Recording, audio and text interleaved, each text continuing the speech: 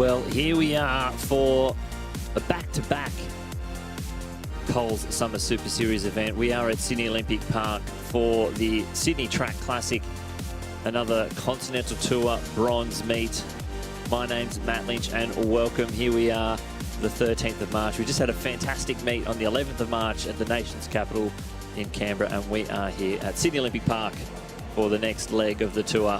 Doesn't that sunshine look fantastic? It's during the midst of the New South Wales Junior Athletics Championships, and some of those junior athletes will be having a fantastic opportunity to run at the same time as our super elite athletes.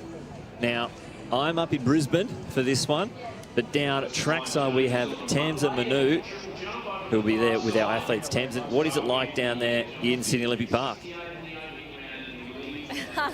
Thanks, Lynchy. Well, you missed out because it's fantastic conditions down here trackside. It's a little bit different to what we experienced at the start of the Canberra Track Classic 2 nights ago with torrential downpour. It's beautiful, and what we do know about Sydney is that the wind does drop later, which is all good for those two national titles that are on the line, those 5,000 metres, which have absolutely brilliant fields, and we're all looking forward to see who are going to be those national champions at the end of the night. But there's some great events, and we can see the pole vault is going on behind us already. So a few field events have started. The women's hammer and the men's hammer throw have had a few rounds, and the triple jump is going down the back straight. But I'm really excited about those men's and women's pole vault because we get our first look for the season of those WA athletes, Curtis Marshall and Nina Kennedy, who have been vaulting very high over there out in the west. They've been allowed out and they are here competing tonight in Sydney. Yeah, that's right. It is the national championships for the 5,000 metres, and it is a fantastic opportunity to finally see our West Australian-based pole vaulters out to the east. And knowing how the rules have sort of been going at the moment, I'm pretty sure they're going to be staying out here for quite some time. We're all the way through to Nationals as Angus Armstrong rolling down the runway for his attempt. So 5 metres 40, unfortunately. 5 metres 50, 40, there we go. Unfortunately missing that one. Also underway is our combined men's and women's hammer throw. We should be deep into that competition. If you can see some lines out on the screen, the lowest one 49 metres and the furthest one out is 60 metres.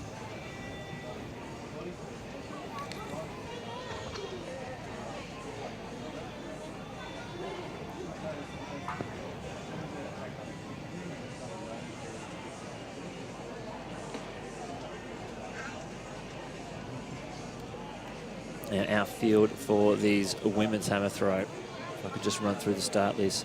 Maria Chimino, Sally Shockery, Renee Hardy, Alicia Pearson, Yasenica Denethauthau, Sarah Ringrose, and then Alexandra Hulley, who at the 2020 Sydney Track Classic threw over 70 metres for the first time. And I'm sure she'll be hoping to repeat that effort and get back over that 70 metre mark.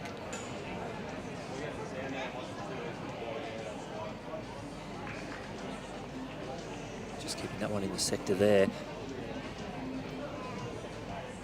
In that men's pole vault competition, 3 athletes, but it's a classy 3 athletes. Jack Downey, Angus Armstrong, who we just saw before, and Curtis Marshall.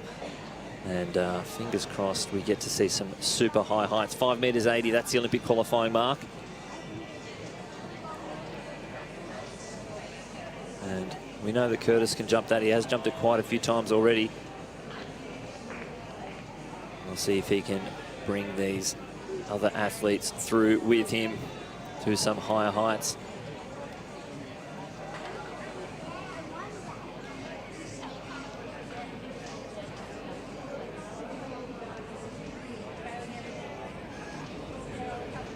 Jack Downey, the 20-year-old, yet to turn 20, still 19, been vaulting huge heights this season. 545 is what he's gone over, so he'll be one to watch in the future as we're back in the circle for the women's hammer throw.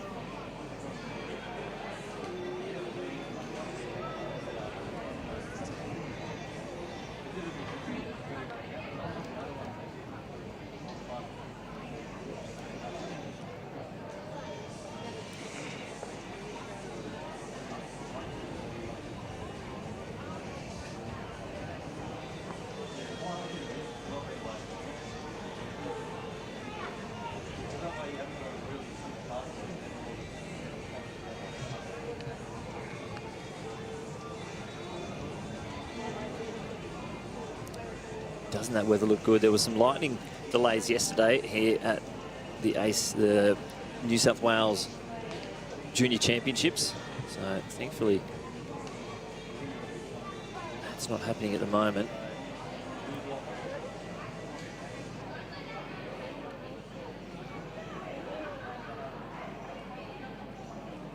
So Angus Armstrong back on the runway again.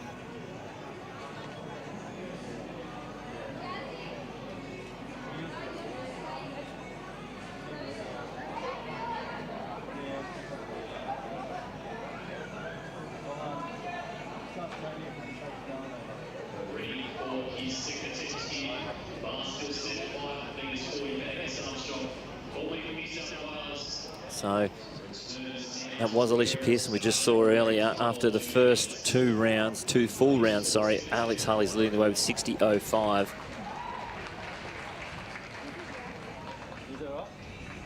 There goes Armstrong.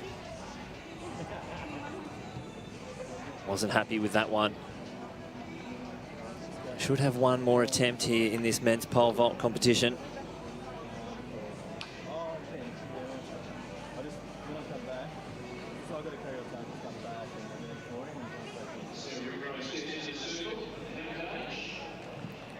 So Sarah Ringrose now in the circle.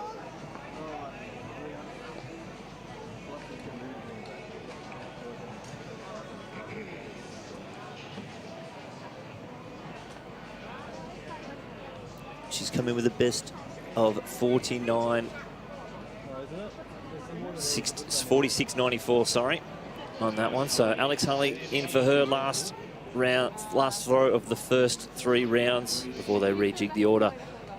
See if she can improve on that 60-metre mark. So that first line out there, the furthest one, that's 60 metres.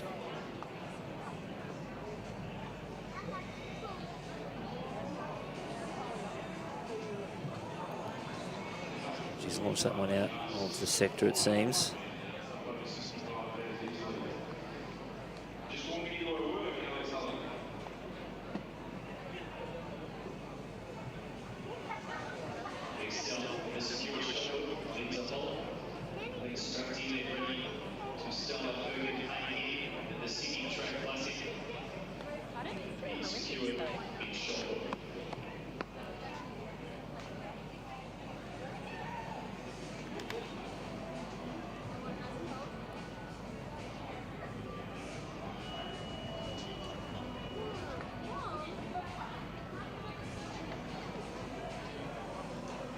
Been a lot of fouls in this event. 7 fouls in the first 3 rounds.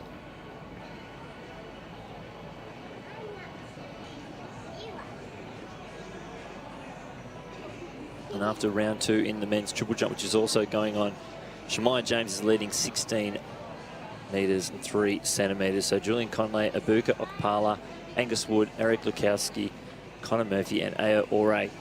That's the field for that triple jump.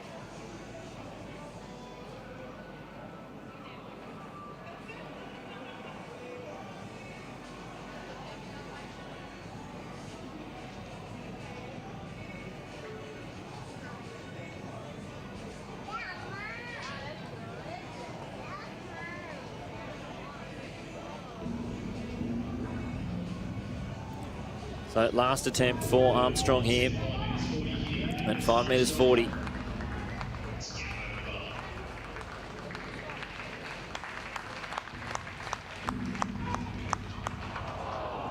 Unfortunately, that will be the end of his competition here for Armstrong.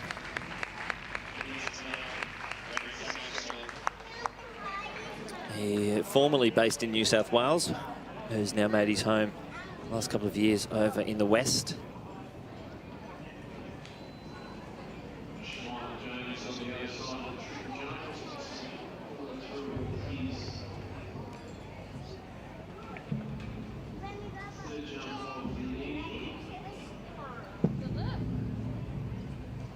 There's Julian Conley in the triple jump.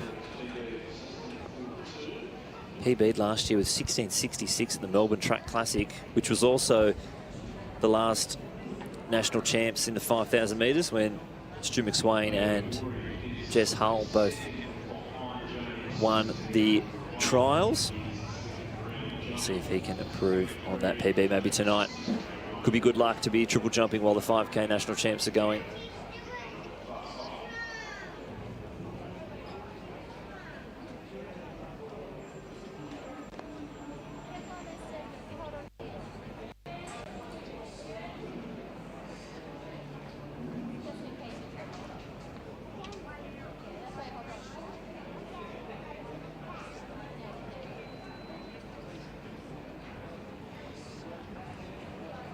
Costa Kusparis next to throw in this hammer throw. Only 2 male athletes in this field, so not a legitimate competition. So these, even if they throw a personal best, it most likely won't count.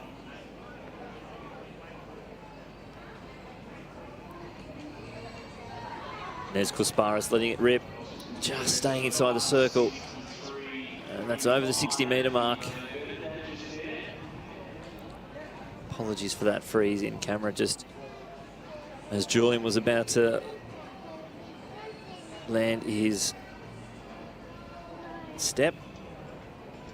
So Ibuka Okpala next up.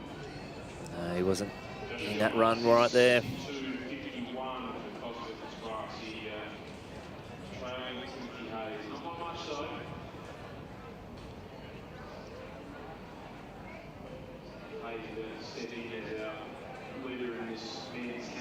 So the triple jump down the back straight as the pole vault, you can see earlier, if you've seen it, the pole vault was based on the home straight, so not a lot of room to get a triple jump going around that pole vault.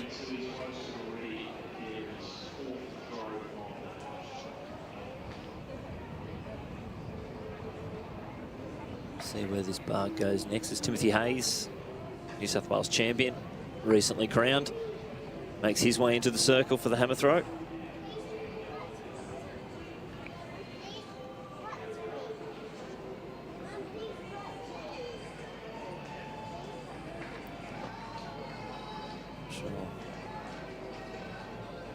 So we're ready for Tim to go into the circle.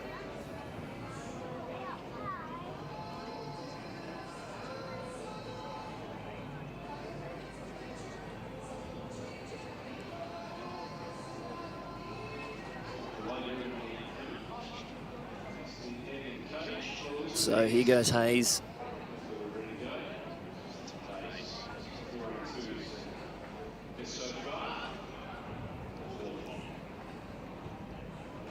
Curtis Armstrong will be next to jump in this men's pole vault competition.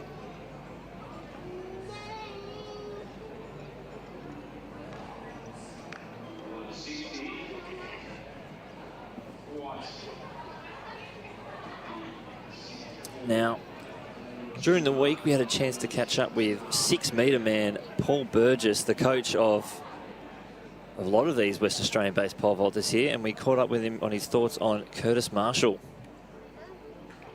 He's tracking really well. He's jumping, you know, I think he's in physically best. He's had the best physical preparation over a long period of time that he's probably had, and that's been the main thing. We had to get his body right.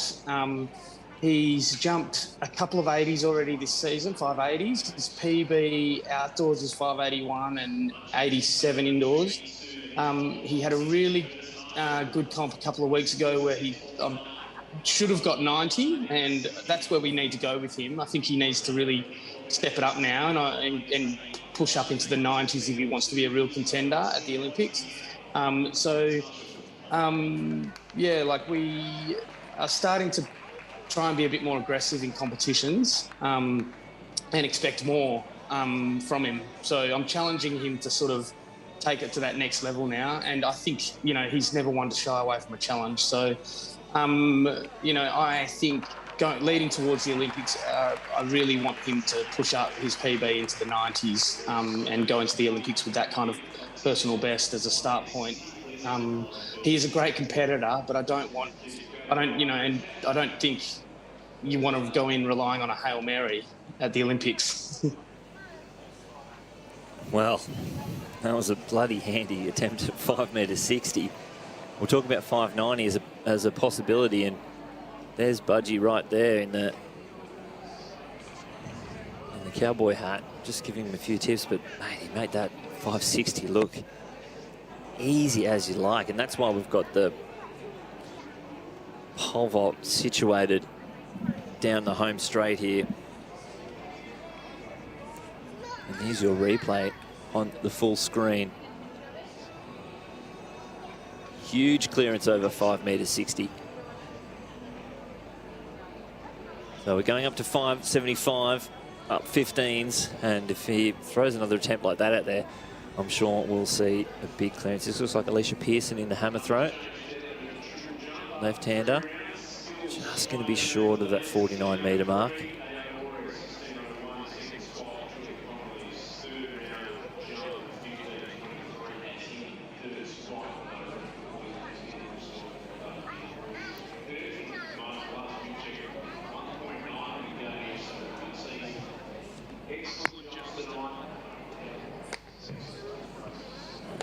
Back in for the righty. Or I've got that mixed up, that's fine. Sarah Ringrose next up into the circle.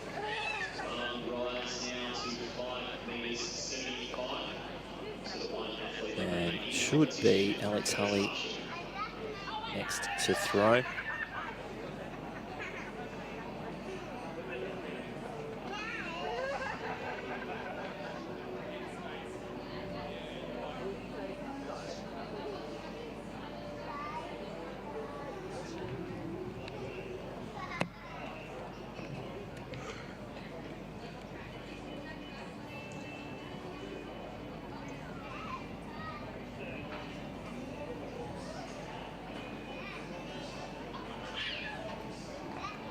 Doing a job, good job there to stay in the circle. You only have to start your attempt in the 30 seconds, so not a proper attempt there. Hopefully Ringrose has got enough to get a real throw out there. Reset the mind.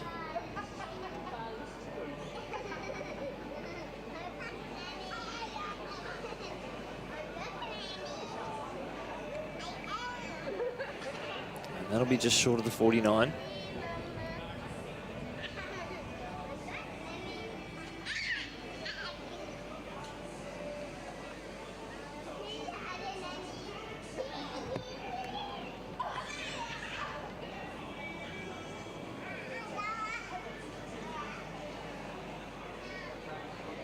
Yesenia Kadena-Thau next up. See a lot of these athletes wearing the Sutherland Athletic Club colours. There's Dena-Thau. Next up in the mixed secured shot put event in the infield, the instructor is Jesse White and Victoria.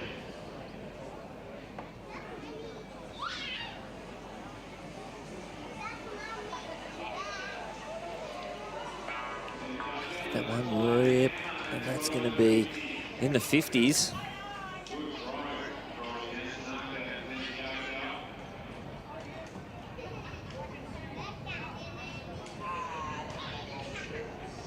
So, Marshall, first attempt, 5m75.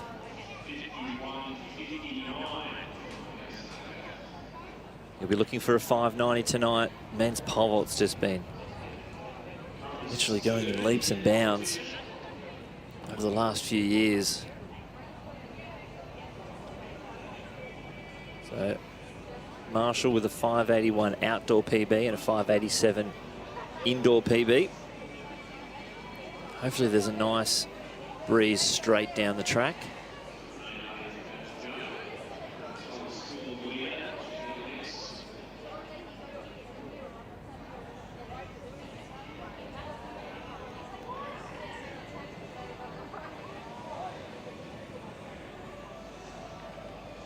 I think this is the only one in the competition. He will have, should be about 5 minutes between attempts.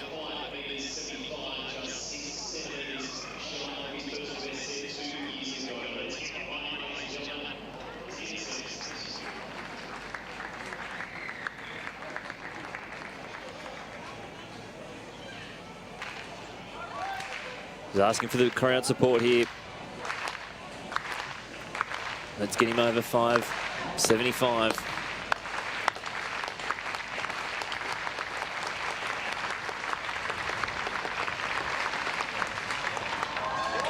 Oh, easy work there, 5.75. So I reckon we're going to see that bar go straight to 5.90. Well, I'd love to see. We'll see what happens here. That was a fantastic clearance there by the 2018 Com Games gold medalist.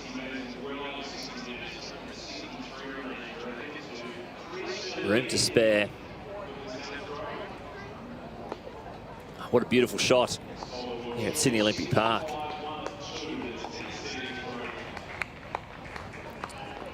Now, don't forget, Athletics Australia's partnership with Coles have created a Coles Athletics Community Hero. So it's a reminder to go online to your local state member associations' social media pages, their websites, and nominate your local Coles Athletics Community Hero. It's a campaign that's designed to reward and recognise the unsung heroes within the athletics community. So get on out there. There's plenty of prizes in both cash and groceries, which I'm sure we could all use right now. As Costa Kasparis, just let that one rip. That's a handy throw over that 60-metre mark.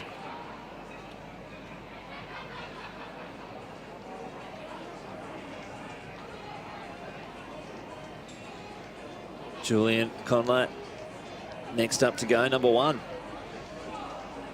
He wasn't on the start list during the week, even though he thought he was competing, so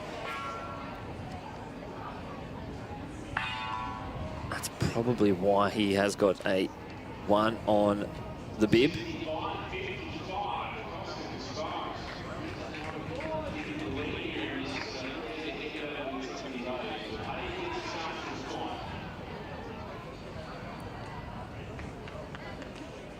Using every millimetre of the runway there.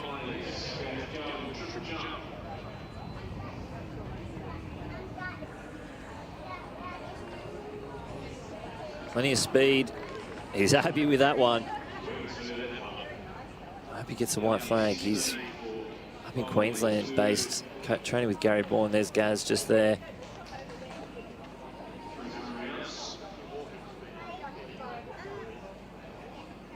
Oh, the fist pump. Lots of fist pumps. So hopefully can find out how far that was. But he's been known to drop a couple of fouls out there. Maybe 1 jump and 5 fouls. I'm sure he'll be happy to get one on the board. And it looked like a good one.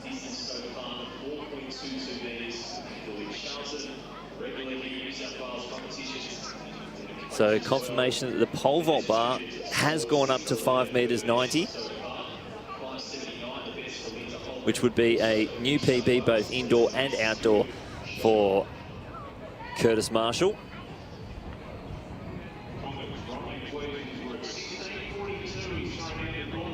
It'd be fantastic to see something like that so early, not only just in the calendar year, but in the program here at the Track Classic.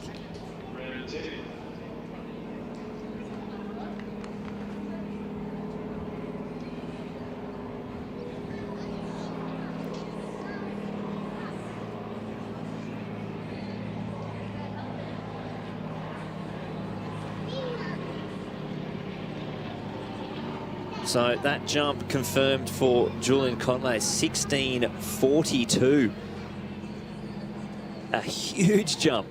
He's been having a bit of trouble, like we mentioned, getting on the board, but that is massive from Conley, and you can tell why he had to throw so many fist bumps at it. It's just too good to just give it a 1 fist bump.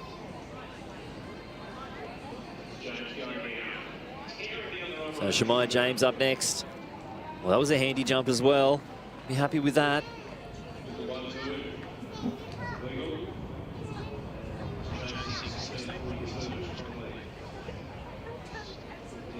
Tim Hayes in there, in the circle.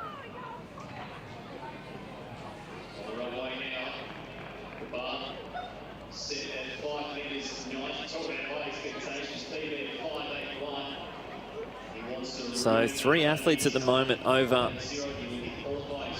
the 16-metre mark. That jump just then for Shemaya, 16.25. And Aore, his second round attempt, 16.01. So it's been a fantastic first 4 rounds.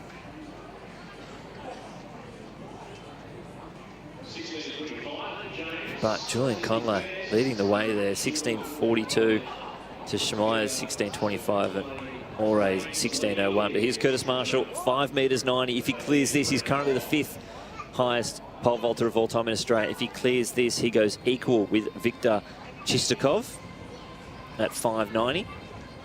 And then who knows after that one. We've got some crazy history with pole vault. Ridiculously talented athletes. But here's the clap, 5 metres 90. Would increase his outdoor PB by 9 centimetres and his indoor PB by 3. Become equal 4th best pole vaulter in Australian history. Curtis Marshall, 5.90.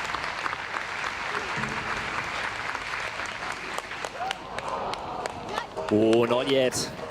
A good attempt. Maybe just a little bit too much speed. He's hit it on the way up. But he will have 2 more cracks at 90. I'm sure they'll, yeah, push the uprights back, I think that was. There's plenty of pole vault smarts in the crowd just there. You can all see them sitting in the front row, piling out. And the triple jump down the back straight.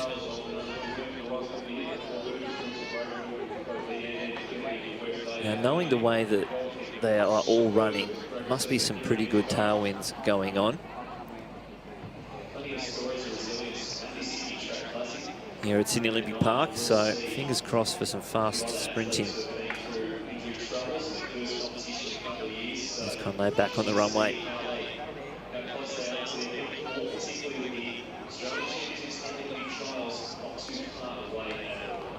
If we look at the 100 metres for the juniors that was on earlier, 0.2 of a tailwind, a couple of 0.5, so pretty handy conditions.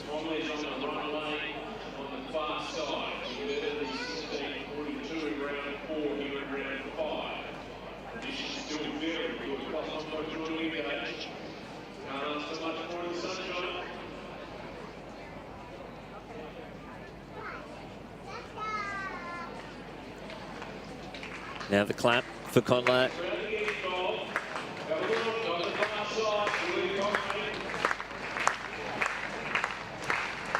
Should be feeling pretty pumped right now. No, a little bit too much speed, a little bit much of adrenaline there. Yeah, that's all. Oh, there we go. It's got it back.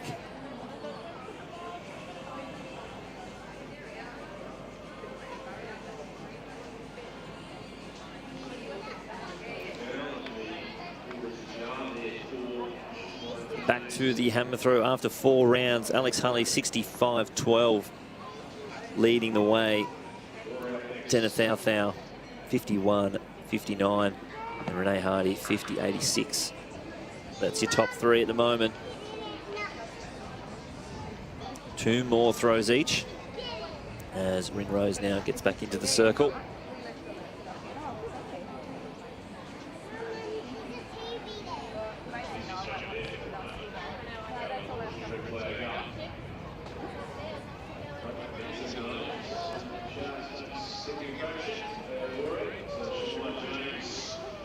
Short of the 49.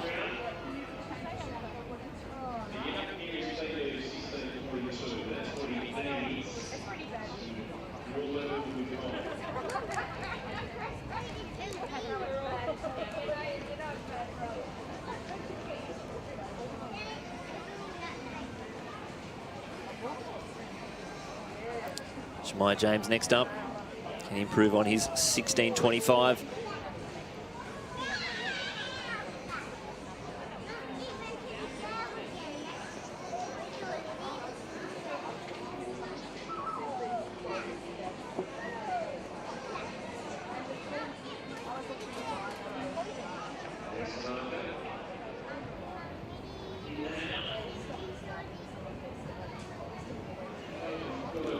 There's the clap.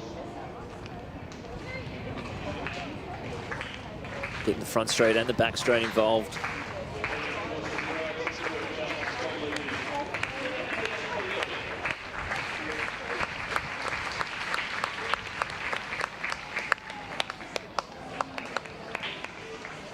Don't think that will improve on his 16.25. He should have one more jump left. So Renee Hardy.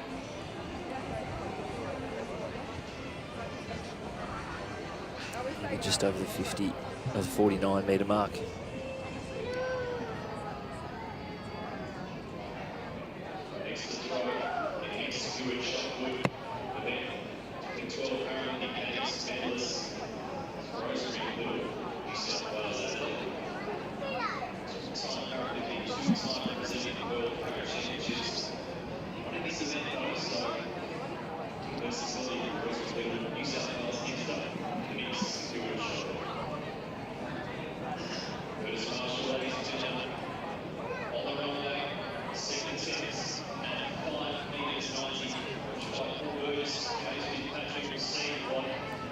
Here goes Harley. I thought she was just travelling across the circle there. She wasn't happy with that one, just laughs that one off.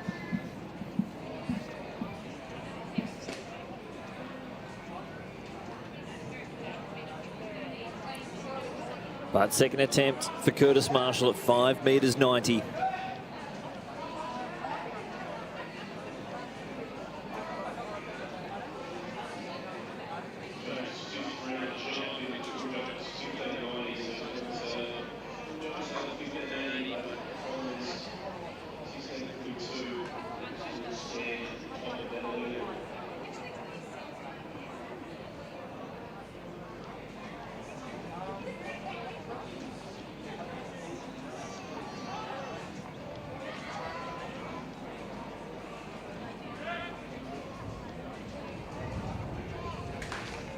So here we go, crowd support again. Can they lift Curtis Marshall to a brand new PB? And one spot up the Australian all-time ranking list, 5 metres 90.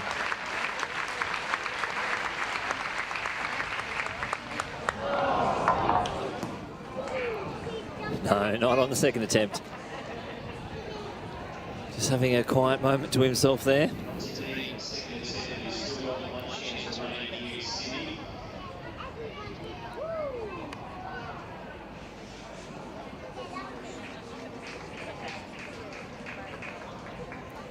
Just bailing out at the last second. So he'll have one more, he'll be back.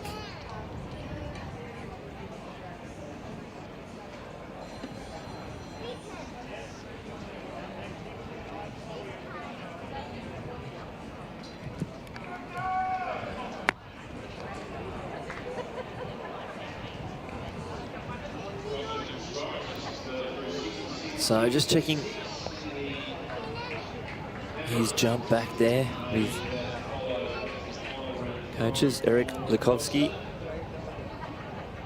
ACT athlete, down the back straight in this men's triple jump.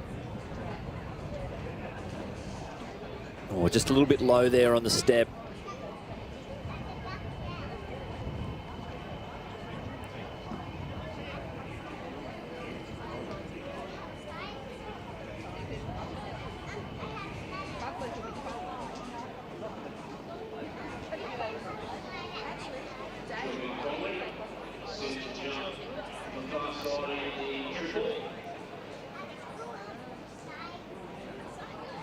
Just a little chat between training partners there as he resets himself for the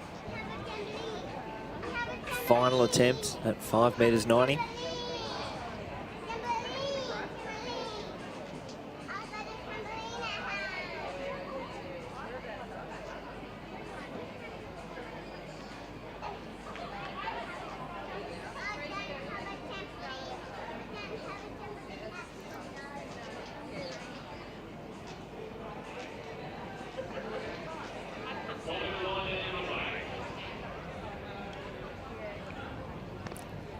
So this is the B race 5,000 metres. Yeah, this is the Sydney Track Classic, also doubles as the Australian Championships for the 5,000.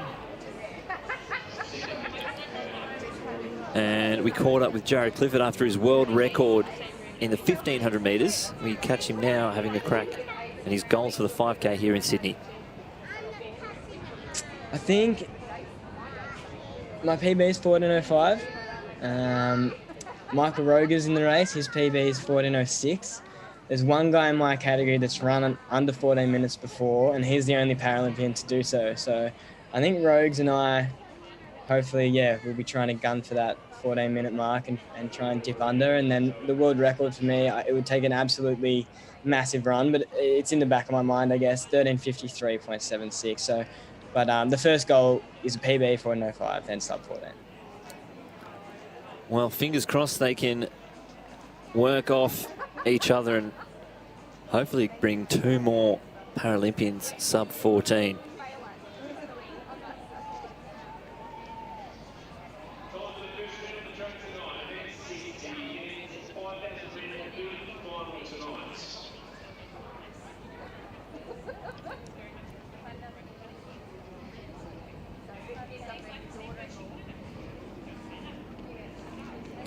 So a big field in this event. This is the B race. So they are off and racing. We have Aaron Spiesberger Parker, Benjamin Baisha, Charlie Doherty, Drew Fryer, Dylan Holland, Ed Trippus, Ed Marks, Flynn Hopkins, Harry Biggs, Jack Maxwell, Jacob Cruz, Jared Clifford, Joe Burgess, Josh Johnson, Kieran Perkins, Liam Bowden, Louis McAfee, Matthew Barrington, Max Mann, Michael Roger, Riley Cox, Sam Harding, Sam Clifford, Tom Thorpe and Vincent Donadieu. So a lot kind of going on here.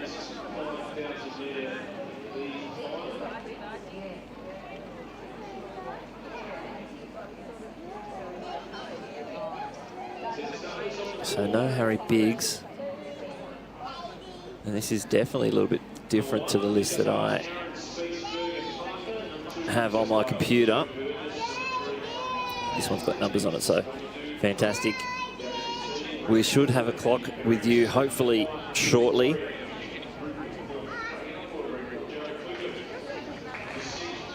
In this B race, 5,000 metres.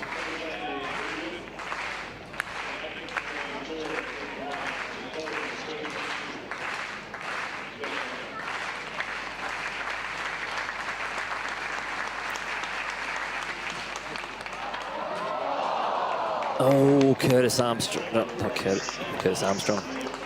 Curtis Marshall, 5 metres 90, his last attempt there. Unfortunately, bowing out, but a fantastic effort.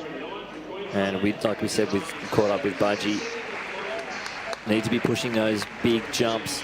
So a massive clearance at 5.60 and 5.75 for Curtis. He'll finish with 5.75, pushing the bar straight up to 5 metres 90.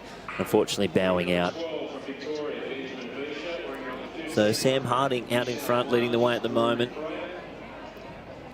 Max Mann sitting right on his tail.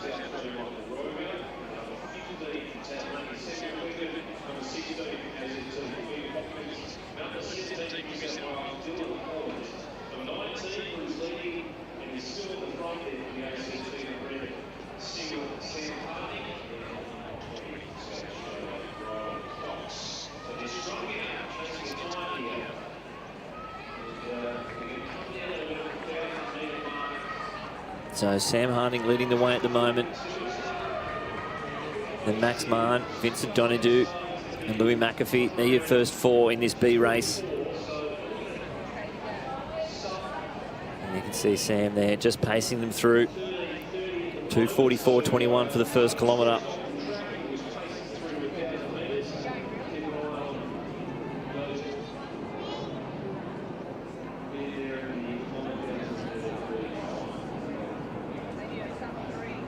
So Donadieu now taking the pace out in front. And there's the clock, 10 laps to go. You can see Clifford just leading that second pack. There might be Philo Saunders who's pacing him. So Louis McAfee, Riley Cox, and then Roger. That's your group of 4 out there at the moment.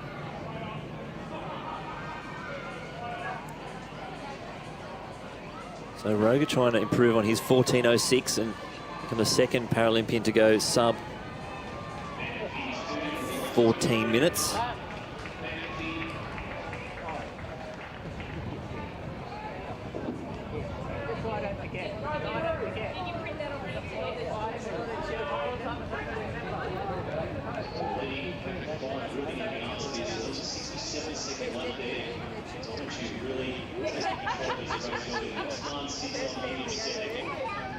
Donahue still doing a good job out in front.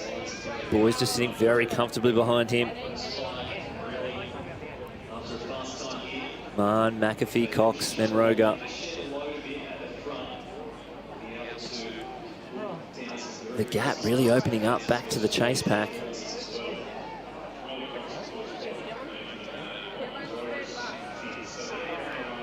And I'm sure a lot of these athletes were probably a little bit, you know, a bit bummed when they see the start list and find themselves in the B race. I'm sure that would come up a lot. Some fantastic distance runners at the moment as Donahue just moves out to the side, so I'm guessing he was taking some extra pace-making duties. And he pulls off there with 8 laps to go. Mann as well to the side, so I'm sure the athletes that thought they should be in the A race will be hopefully trying to make a statement in the B race and run their way into the A race for next year. So McAfee is out in front now, taking the lead. Mann, Cox, Roger. Roger tucked in just at the back of this front group. And that gap opening up again to the chasers. 5:32.58. Clock's just frozen down the bottom there. There we go, that's our 2-kilometre split.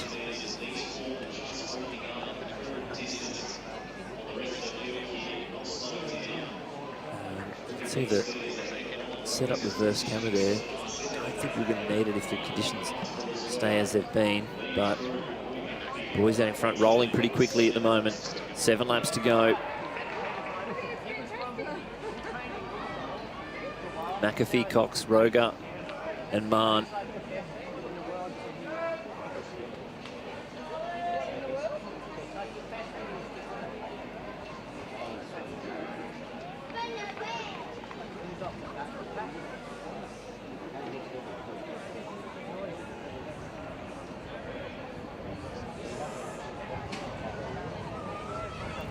Just dropping off the back.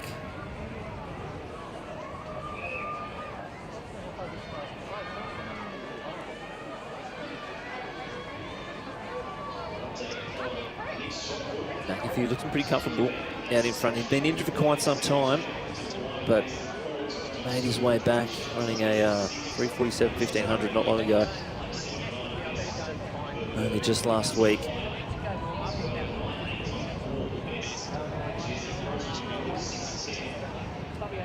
Now Jared has just switched out his pacemaker, his guide, sorry.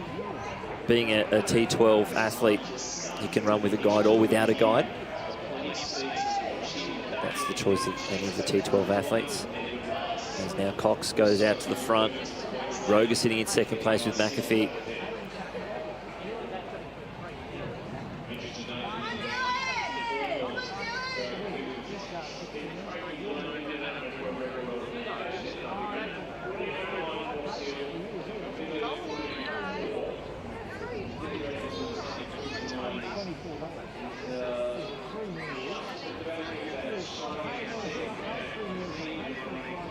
And Mann, unfortunately, really dropping off the back.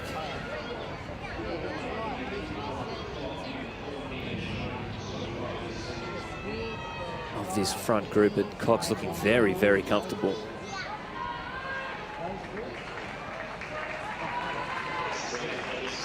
So this will be the 3,000 metre split. 5 laps to go, 8:21.06. Roger will try and improve on his 14:06.56.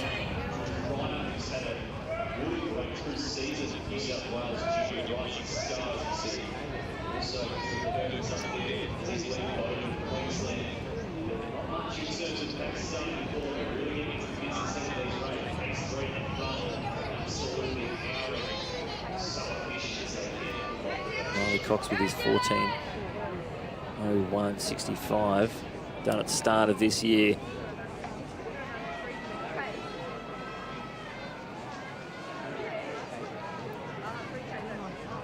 I like that these guys are working well together. With Louis a 14:00.87. So hopefully these three athletes are working together to all get themselves a sub 14-minute PB to kick off the 5,000 metre championships. This is the B race here. Starting to pick up a few of the athletes at the back of the field. McAfee goes back out to the front of the train. Roger just slipping off that front pace just a touch.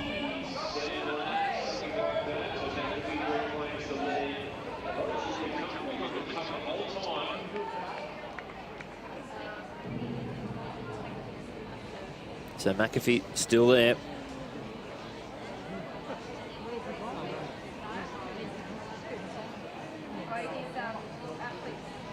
Now Cox, he wasn't happy with the pace that McAfee was providing. He's gone back around to the front, so he must be feeling good. Can he improve on his January 2021 5,000 metre PB of 14:01.65? Roger not really going away.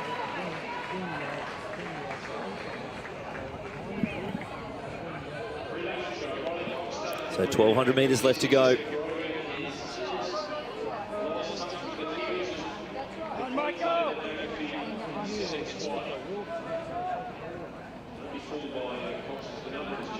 A gap back to third place, Roger just opening up a touch with every stride, but McAfee holding on to Cox.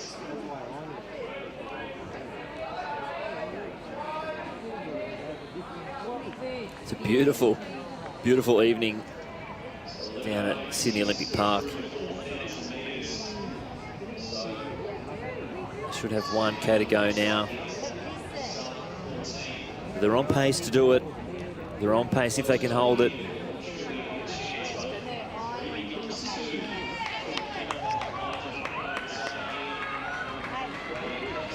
Roger will need to keep grinding away. They'll have 800 metres left to go when they go through the finish line in this B race, 5,000 metres. Riley Cox in the lead, the South Australian. Louis McAfee, the Queenslander.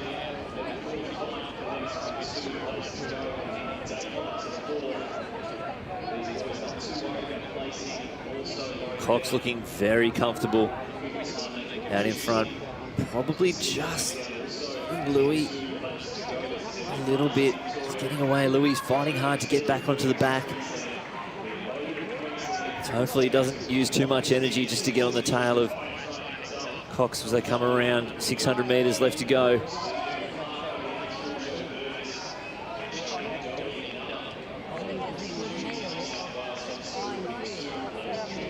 They're going to pick up a few more athletes in the home straight for the penultimate time here. It's going to be a long run for home for these two. Can they hold on? McAfee, with 4:50 to go, he's making a push for the lead. And with 1 lap to go, the clock's at 12:45. Let's see what they can do on this last lap. They need to keep this pace rolling. And they'll both finish with some brand new personal bests. Louis McAfee, the Queenslander, leading the B race. 300 metres left to go. Riley Cox in second place. Both with PBs just a tick over 14 minutes. And they're going to go down the back straight for one last time.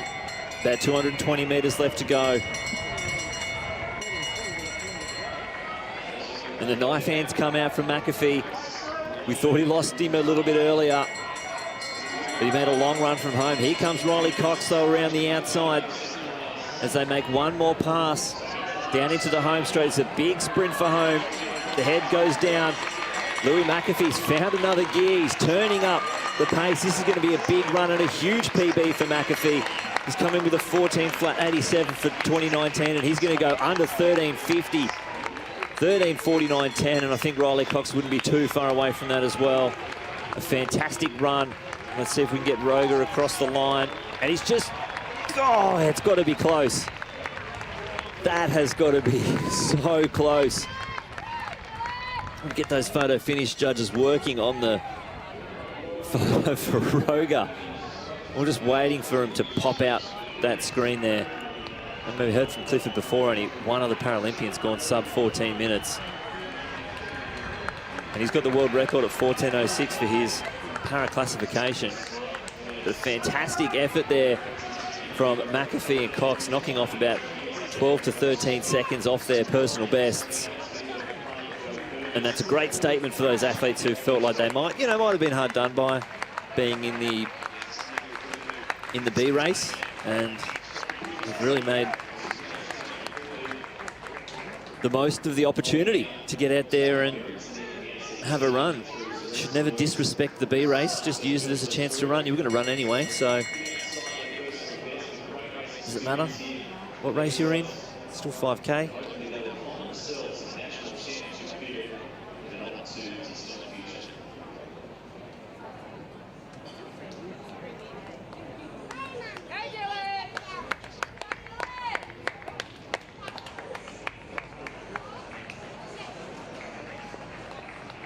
Now we have down trackside Tamsin with the winner of the men's pole vault, Curtis Marshall.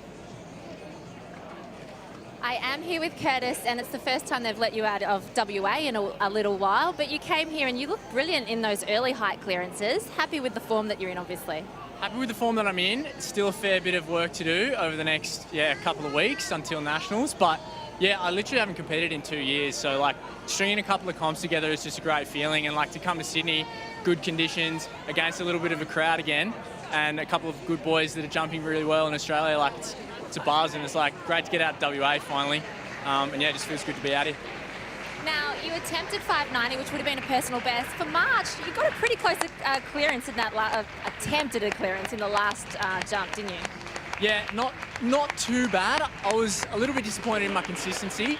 I just haven't quite dialed it in yet, haven't quite nailed my run up and like where I should put my standards on, because I'm on slightly bigger poles than I have been ever before, so I'm a few kilos heavier, and yeah, just all this winter training that we've been doing, put on a couple of kilos, so we need to adjust to that, but we're gradually working it out, and hopefully over the next couple of weeks we'll be able to nail it. Now, your coach, Paul Burgess, won a World Junior Championships at this track, and we saw you chatting to him. What did he say immediately after your vaults? He won't shut up about how he won the World Juniors here.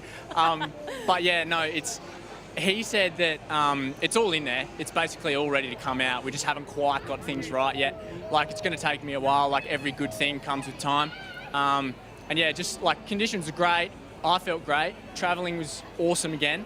And so like, yeah, I think it's all in there. We just need to, I don't know, give it another couple of cracks. I'm happy with like my progression. Started at 560, went to 75, first attempt, and just couldn't quite get it together in 3 attempts at 90, but it'll come.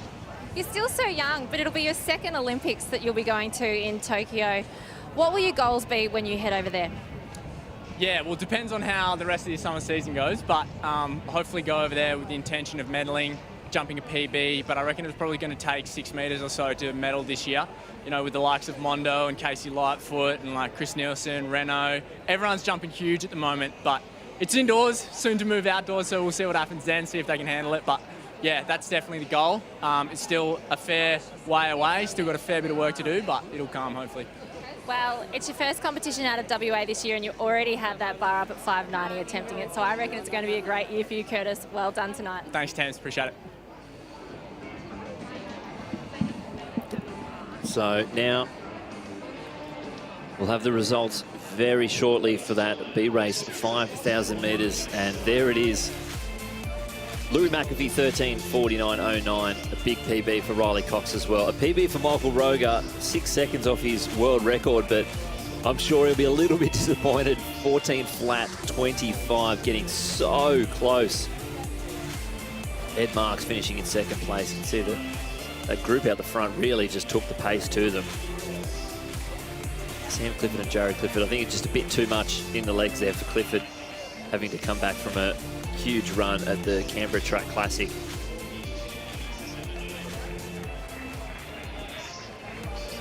And we did see plenty of Julian Conler in the men's triple jump, and he's now down trackside with Tamsin. And I think his family will be happy about that. Lynchy just said that we got plenty of you on the run up on the runway today. Second furthest jump ever. I'm tipping you're pretty happy with how it went tonight. Yeah, had a really rough start to the year, just technique-wise, just all over the shop, can't hit a board. Did a leg switch like 2 weeks ago, so came into this blind, had no idea how I was going to go, and ended up getting one out there that actually worked pretty well.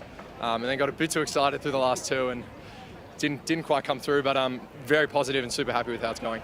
Okay, talk to us about the leg switch. That seems like it'd be incredibly tough to do, and you only did it a few weeks ago. So how did that feel? Yeah, so this season we plan on doing a leg switch to my left takeoff this time, just because I had some tears through my ligaments of my ankles, and I wasn't getting in very good position. So we thought we'd switch.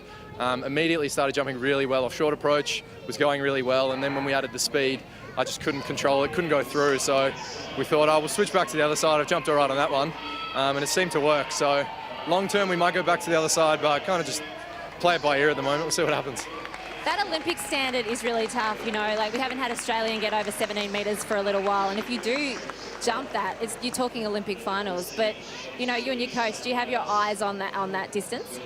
Yeah. We do think I'm capable of that. I've definitely got the speed, the strength, the power, everything. I'm just not putting it all together in the jump and getting in the wrong positions and not being able to follow through. So we know it's there. Just taking it one jump at a time. Gold is national champion at the moment. I still haven't got a national medal, so we'll just go step at a time. Gold process.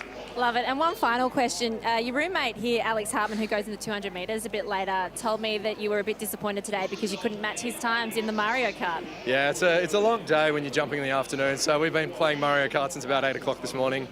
He set a really good time early, and I spent about an hour and a half trying to get it. Couldn't get there, but hats off to Alex. He did well today. At least you got the win in the triple jump tonight. Yeah. Well done, Julian. Thank you very much.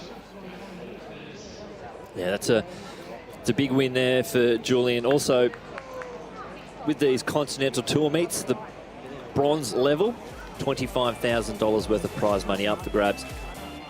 There's your official results for the men's pole vault. Curtis Marshall taking the win, 575, with some fantastic attempts at 590. Angus Armstrong, 5 meters 30, and Jack Downing, 5 meters. Now, we just talked about it earlier, so a PB and a world record, but so close to sub 14 minutes. Michael Roger is down trackside with Tamsin. I am, and I'm hoping that, Michael, that you are ecstatic with that time. Lynchy was just saying that you were so close to that 14-minute barrier. How are you feeling after the race? Please say you're happy. Yeah, no, I'm happy, Tamsin. Look, 14:06 was my previous world record, and I guess the first goal was to beat that, but coming in here tonight, yeah, was to go sub 14, just have a 13 in front of my name, but I think it was 14:01 or something, so I'm pretty wrapped. Well, you know, there's plenty of time, and there's some big meets later on in the year where you can do that. It was a great race. The pace was on from the gun, wasn't it? Yeah, the boys did well. We had Vince and Sam Harding pacing us, then Louis McAfee and Riley Cox were really good, pulling the pace along, and yeah, I just had to sit in, but sort of dropped with about 1,200 to go, and then that last 800 was tough, but I dug deep in that last 200 and held on, so happy. Mentally, when you do drop off and you know that it's you against that clock, how do you stay focused when that pain is just pulsating through your body? Yeah, it's intense, but that's where you draw back on your hard sessions with your training. Philo was down the back straight yelling at me going, you know, you've done this 1,000 times in training, and I just tried to think of that and then lift those knees and those arms, but yeah. And finally, in Rio, you got a medal in that 1,500 metres. The goals for Tokyo for you? Yeah, look, 2016 was bittersweet, but it was my first Paralympic medal. We've stepped up to marathon now, and it's all on the roads, Tamsin, so September 5th, Tokyo, the marathon's for me. Well, it'll be your 4th Paralympics, am I right? Yes? Yeah, when you say that, I feel old, but yeah, the 4th one, and yeah, I reckon it's going to be the best one so far. It's okay, you're a spring chicken. You are going to get that Paralympic gold that you're after. Well done tonight. Go and soak it up. Great effort. Appreciate it. Thanks, everyone. Well done. Well, 4th Paralympics. Let's hope we can get that gold medal. So we're going to cut to a quick break and have some messages from our partners Rehydrate and Puma.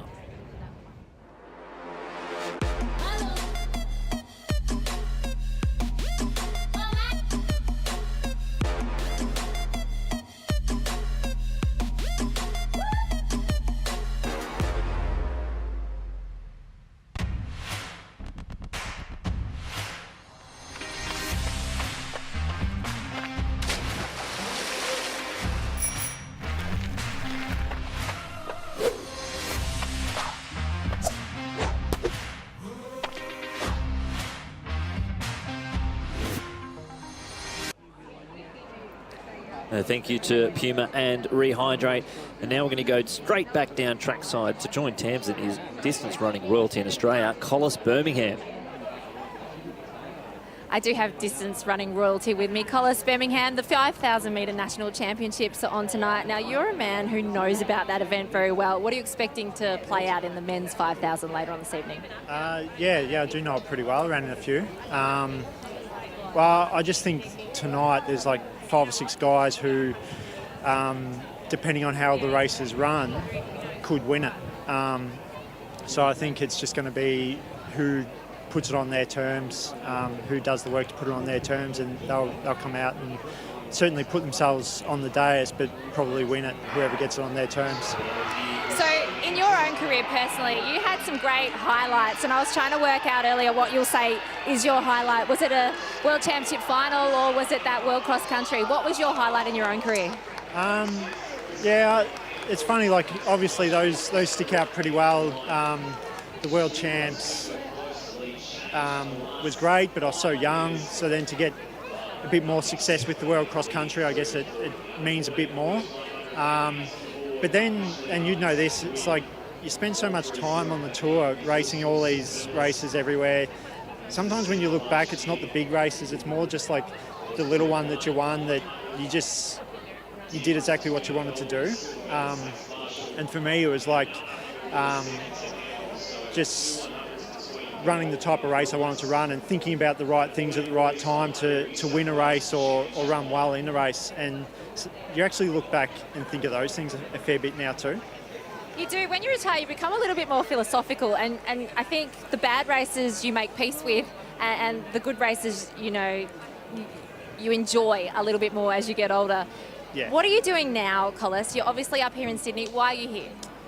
So I'm up here with the Melbourne Track Club. So now so Nick's got a role with Athletics Australia, so I've come in and I'm helping out and I guess learning the ropes to a degree, but certainly trying to do whatever I can to help those guys run well, particularly this year.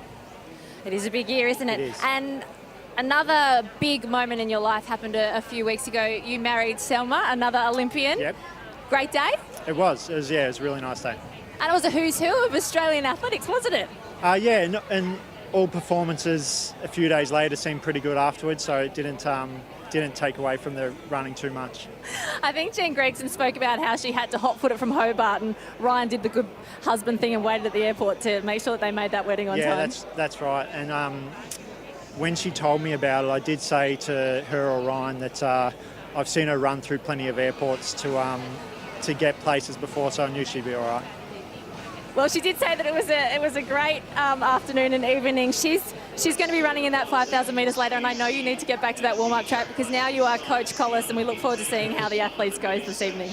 All right, thank you. Thanks, Collis. Yeah, great to hear from Collis Birmingham. I'm excited to see what he can do in the coaching world. An athlete who's just got so much talent of such a huge range of distances. 3:35 over the 1500, 7:35 3K, 13:09 5K, 27:29 10K, half marathon 60.56. Even dropped into a DMR over at the World Relays. He's a fantastic athlete. I'm sure he'll be able to throw down some wisdom on the next generation of distance runners for Australia.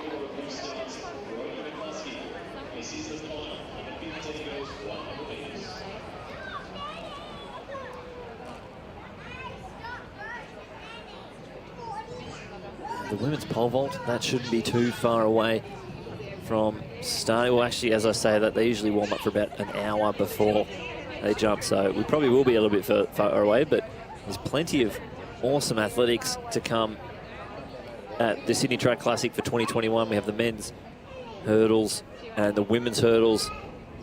We go to our 800 metres.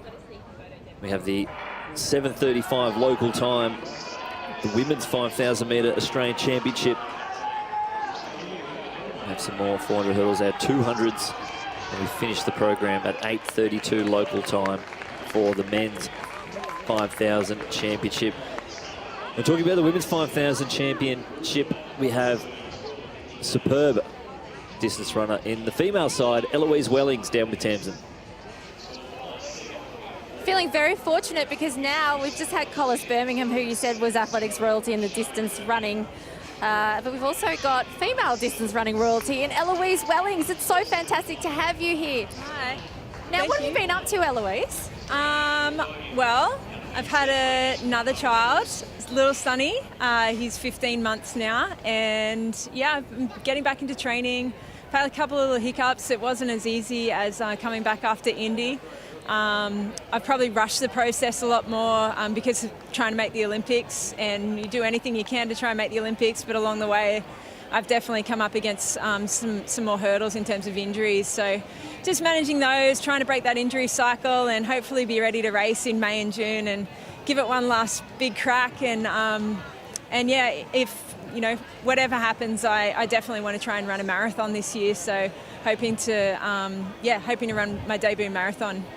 You know, you've had a wonderful career, and in terms of athletes to look up to, I think any young athlete who's struggling with injuries, you are the role model for them because, you know, you made your first international team for Australia in 1998, I think, for the World Juniors. Yeah. And then you tried for the Sydney Olympics, you tried for the Athens Olympics, and you tried for the Beijing Olympics, and it was all heartbreak due to injury. You finally made that first Olympics in 2012, and then in 2016, you made the final in the 5,000 and your 10,000 metres in that insanely fast race where you did your personal best.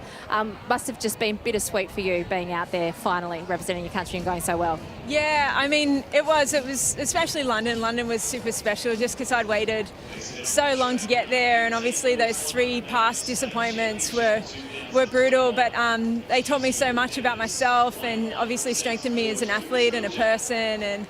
And to be honest, there's not really one injury that I think I would take it away, even though it sucks at the time. You definitely learn more, you come back stronger, and yeah, just encourage any young athlete that's going through injury right now, just keep going. If it's what you love, just keep going, and eventually, you get there. I don't think enough was made about how amazing your Rio Olympics was. That 5,000 metres where you made that final and you finished 9th. And in the 10,000, the first event of the whole track and field program where you were 10th in that personal best. Where is your goal lying for these Olympics? What is the event that you're targeting? Definitely the 5 and the 10K. I think it'd be definitely a little ambitious for me to try and run a marathon, you know, especially soon after trying to have Sonny. Or having Sonny, but the 5K, I know that I've run that time before many times, especially, and yeah, I'm really excited about the prospect of potentially making my 3rd Olympics, and yeah, I'm just going to give it a red hot crack. Well, you're going to be really interested in the women's 5,000 that's on tonight then. Yeah. So what do you think's going to happen in that race? There's a lot of young ladies that are quite close to that time. We saw Izzy Bat-Doyle a week or so ago at Box Hill get very close, and Rose Davies has been running well, and of course your other finalist in Rio, Jen Gregson, will be going as well. So how do you think the race will play out tonight? Yeah, I think I was just chatting to Izzy about it actually. She's obviously flying, and I was so happy to see her go so close the other week in the 5K. I think tonight, if it's a slower race, I'd probably be backing Jen. But if the race gets going, which I think it is, I think there's going to be a pacemaker to make it an honest race. I think Izzy, if she can be brave enough to turn the screws at sort of 7, 8, 9, 10, 11 laps, and then just give it all she's got in the last one, I think she'll definitely be close for the win as well. Well, thank you for stopping by and joining us this evening, Eloise. It's so good to see you back on a track. Yeah. I know you're not racing yet, but we're looking forward to seeing how your journey goes to Tokyo. And I tell you what, nobody would bet against you because you are one tough lady. Thank you. Thanks. Just back-to-back royalty in the middle distance or long distance world as well, as we see Nina Kennedy going through her warm-ups. And we caught up again with Paul Burgess. We heard him earlier about his thoughts on Curtis and his approach to Sydney, and we caught up with Paul about his thoughts on Nina. Yeah, she's, you know, she's really 70 was the worst result of the season. She's done 6 comps, and 6 comps have been 470 or higher. And she's been launching an absolute assault on the Australian record. And I think it's just a matter of time before she gets it. You know, as much as I'd love to take all the credit, she has done so much to get to this point. On, you know, all the little things outside, getting her life in order. You know, doing all the extra things that you have to do to be a good athlete, and that's been on her own, sort of, you know, without me having to push her to do things like that. She has just done such an amazing job, and she deserves all the results she's getting and more. So I really want to see her get some results. And she's so talented. This is her now starting to realise what she was always sort of had the ability to do. So do you think she can get that Australian record on Saturday? Well, you know, every week I think she could get it, and I always think every time she misses it, it's like surely next week, because she really looks, it's well within her. It's well within her. We've had some. She's been jumping so well that we've been going, you know, having to keep going through to new poles and new poles and new poles, and I think we're just starting to work out what poles she actually needs. So we've just completely obliterated all the old poles she used to use and had to get her used to jumping on a whole new set of poles because she's gotten so much faster and stronger. The process this season has been trying to work out how to get her onto the poles she needs to jump that height, I think, and we're getting there. It could happen on Saturday. Well, hopefully there are some Australian records forecast in the future for tonight. That pole vault will start underway at 7:25 local time. The Australian record they're talking about is 4 metres 81 from Alana Boyd. And fingers crossed that is not too far away from getting broken. It would be fantastic. Our men's and women's pole vault, we've got Curtis Marshall knocking on the door of 6 metres and Nina Kennedy getting awfully close to the Australian record. Men's shot put, Damien Birkenhead going through his warm-ups. Those lines you see out there, the shortest one is 16, and that furthest line out there, 19 metres. There's Aidan Harvey. It's about 15 minutes from getting underway. So we'll have 5 starters in this event. Todd Hodgetts, the Hulk, Matthew Cowie, Aidan Harvey, Alexander Kolesnikov, and Damien Birkenhead. Kolesnikov throwing up into the 19s for the first time this year, and it's great to see. It's definitely spurred on Birkenhead, who's thrown over 20 metres a fair few times this season. There goes Matt Cowie in the old Melburnians colours. Todd Hodgetts there in the orangey red singlet.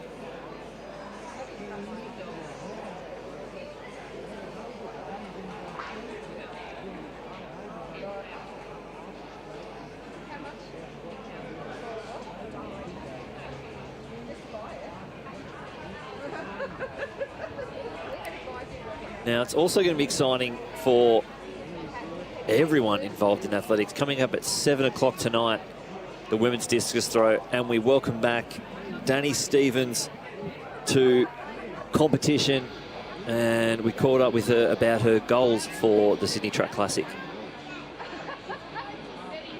Yeah, I thought about just setting some really small goals for this competition. The distance one is probably, you know, it's always nice to throw something really good and perform well. But I really just don't, I can't even tell you what I would hope to throw. Like, I would hope that I could maybe throw 60, 62 kind of thing, which, you know, is probably, yeah, realistic for where I'm at. I would hope to just be able to execute what we've been doing in training.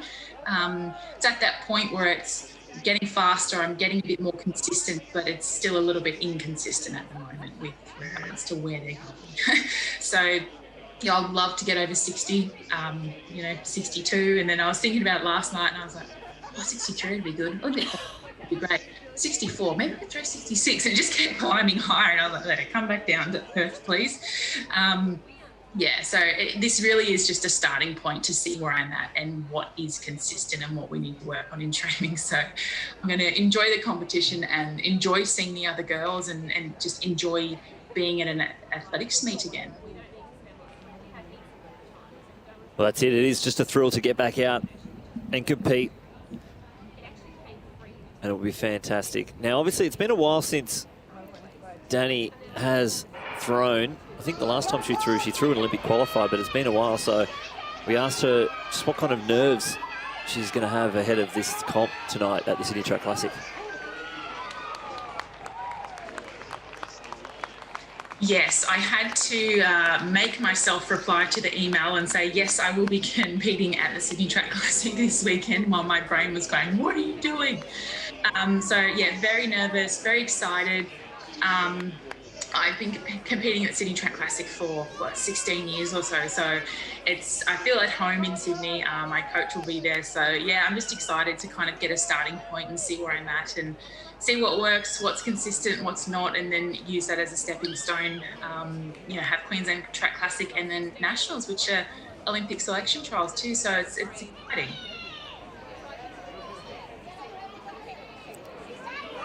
Yeah, very exciting. 16 years throwing at the Sydney Track Classic. It just shows just how long Danny Stevens has been at the top of her game.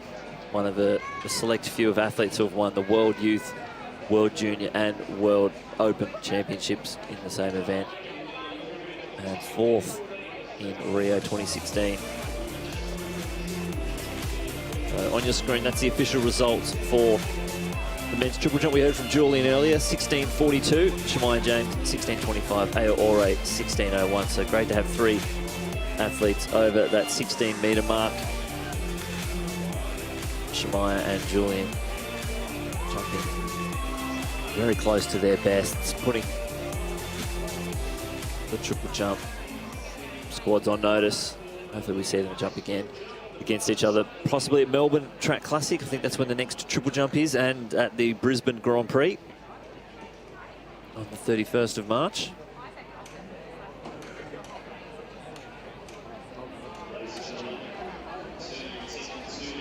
So that next event on the track, that will be the 110-metre hurdles for men, due to go at 6:55, so it shouldn't be too far away from that one. And this is the intro for the women's discus throw. That's 10 minutes away, so that's Samantha Schmidt on the left side of the screen, F38 athlete. She's already got a couple of Tokyo Paralympic qualifying marks. Kelly Hunter, Ashlyn Blackstock, Sally Shockery, Kim Mulhall, Taryn Golszewski, Jade Lally and Danny Stevens.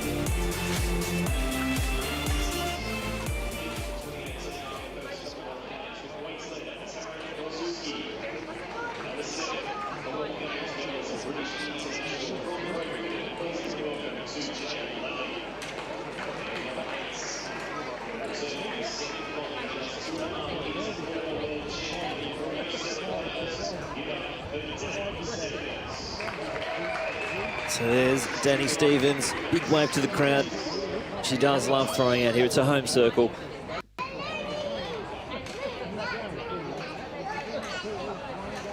There's the boys for the 110 hurdles, not too far away from getting underway. Saw in the rain Nick Huff producing a great run to take the win. Pretty horrid conditions, so fingers crossed. A gentle breeze and dry track.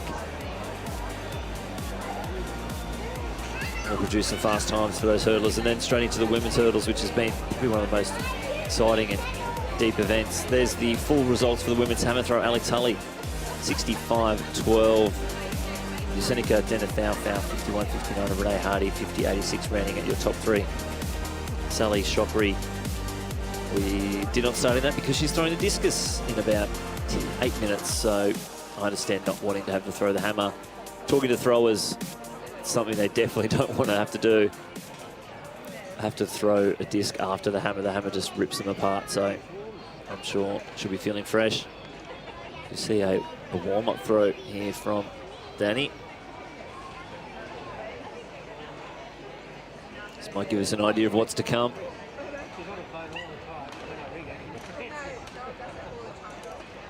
Well, 63.50 is that furthest mark out there, so that's just a warm-up throw, which I'm fairly sure it is. I think we could be in for something pretty handy if that's what she's got. Just early days in this competition, so I think that will give her a little bit of confidence. Hopefully knock out the nerves a little bit, as she was talking about earlier.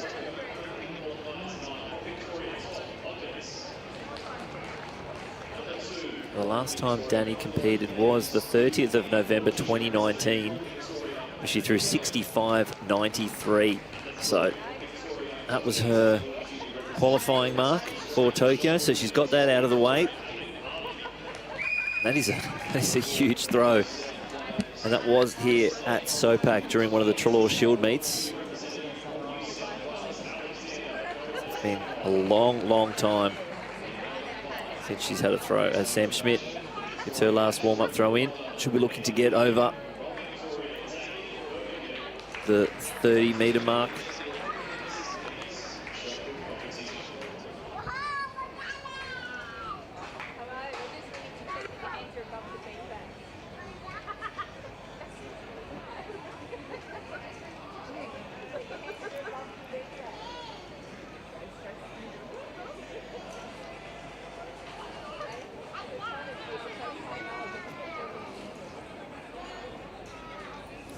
So, ready to roll. Up next, the men's 110 hurdles in lane 3. It's Alex Schaefer in 4, Jacob McCrory, 5, Nicholas Huff, 6, Nicholas Andrews, in 7, Alec Diamond, and in 8, Noah Rogers.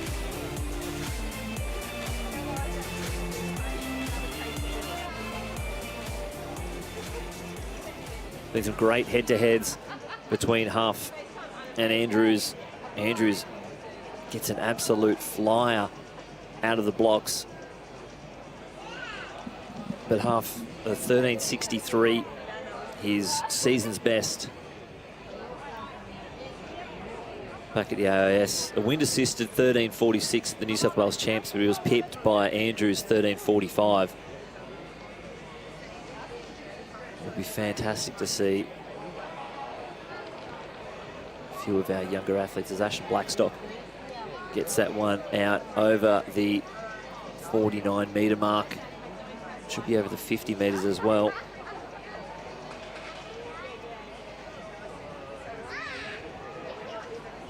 Blackstock only 17 years of age, so that would be a World Junior qualifier for her, but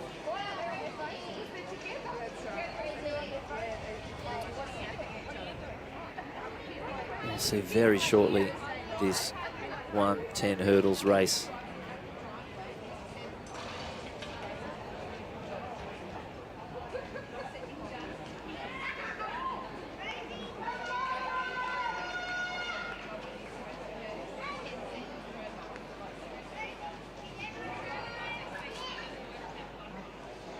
There's Andrews with that trademark fast start. He was 4th over the 100 flat at the Canberra Track Classic behind Rowan Browning, Jack Hale and Jake Penny.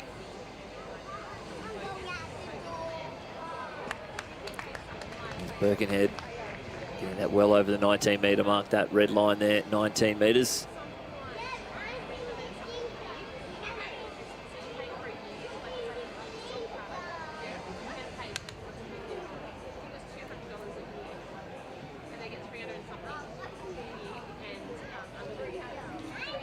So Andrews, he did clobber a couple of hurdles middle of the race and finished with 13.81 down in the nation's capital. Macquarie, who is a sub-14 hurdler, I think his first hurdles race last week for a long time. Sorry, last week. I say last week. It was 2 days ago.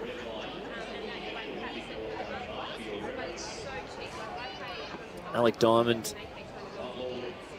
who was down to do the hurdles, but was in the long jump at the same time at the Canberra Track Classic. Finished with the new long jump PB of 7.74, the decathlete. So he'll be looking for something extra in this hurdles as Todd Hodgetts,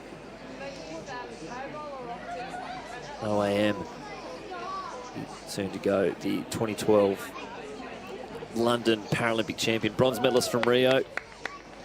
He's also got a couple of bronzes from the World Para Championships and a gold from 2015 in Doha.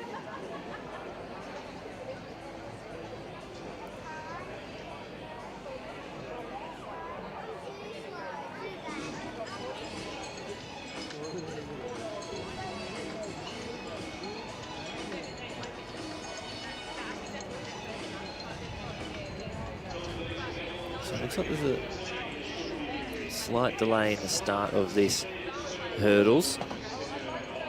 You haven't missed it yet. We shouldn't be too far away from getting started. Same as this men's shot, but that'll go at 7 o'clock. The women's discus, 7 o'clock. And it'll be all downhill from there. Downhill as in fast, it's not bad performances. Uphill in terms of performances, downhill in terms of how quickly the program's going to go, because it's going to be back-to-back bangers on the track and in the field.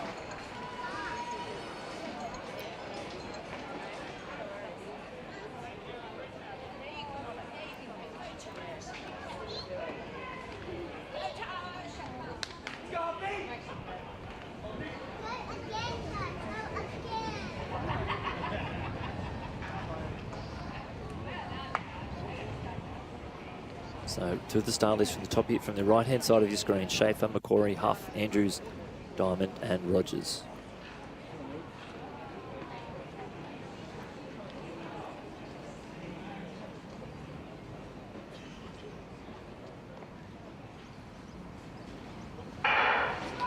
Oh, Andrews, an absolute flyer out of the blocks.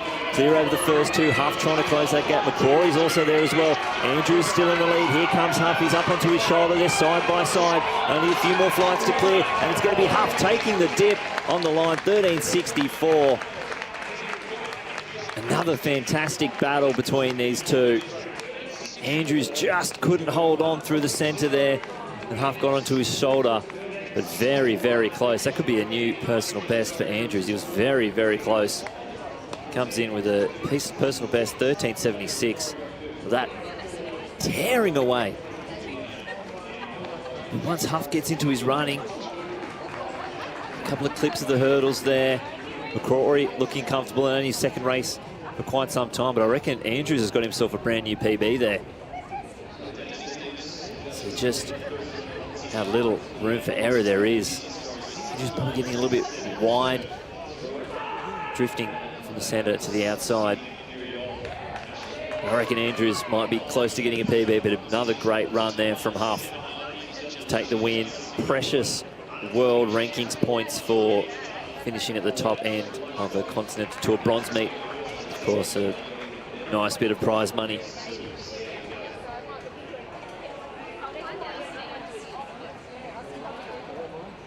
So 13.66 for Andrews.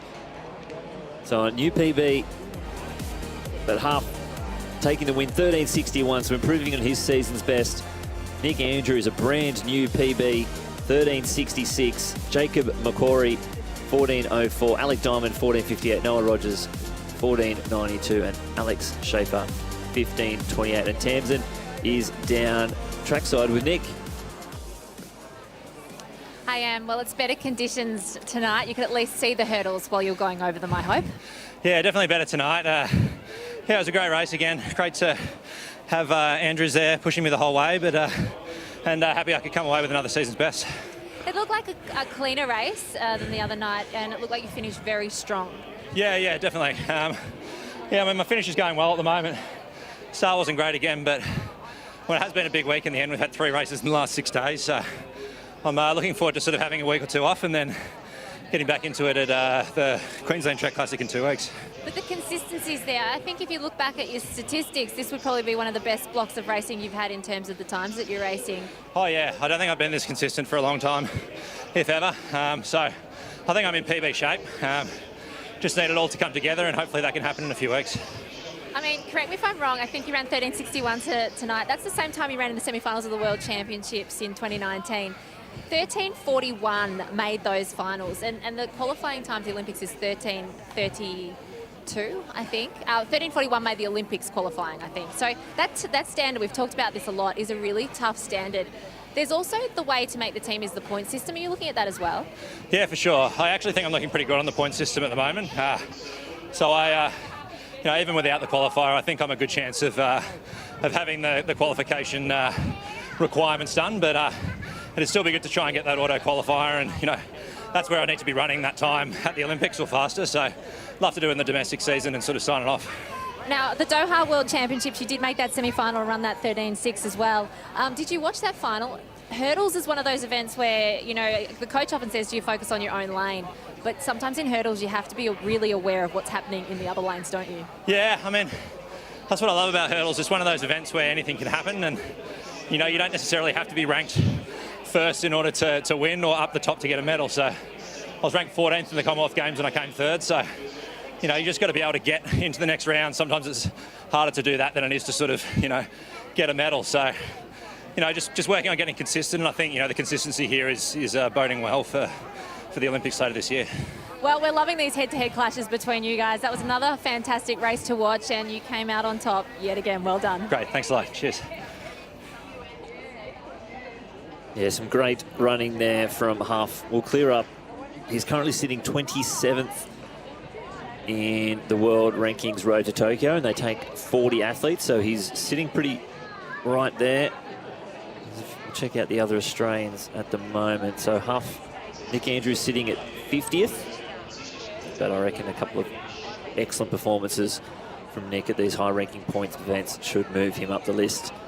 And talking about lists moving and moving up them, Nick Andrews, 11th all-time before this race, has now jumped up to 6th all-time, sitting just behind Don Wright and just passing John Caliguri, the Victorian who ran 13:69 back in 1992 in Tampere in Finland. Now, weirdly, out of, say, the top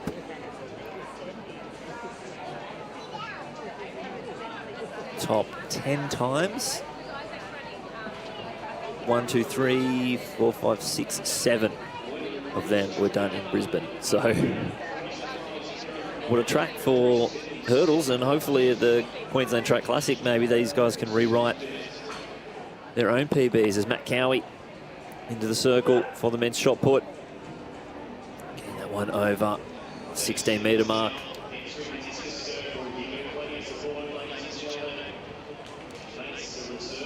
Danny Stevens now in the circle at furthest line, 63.50.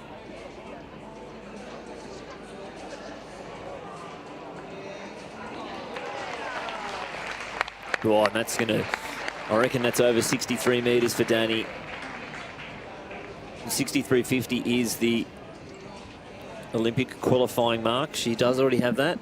It's Aidan Harvey into the circle, 2018 World Under-20 representative in the shot put.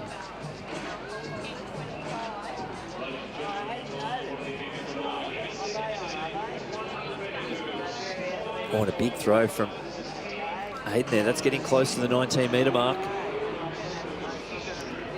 Seem pretty pumped about that one.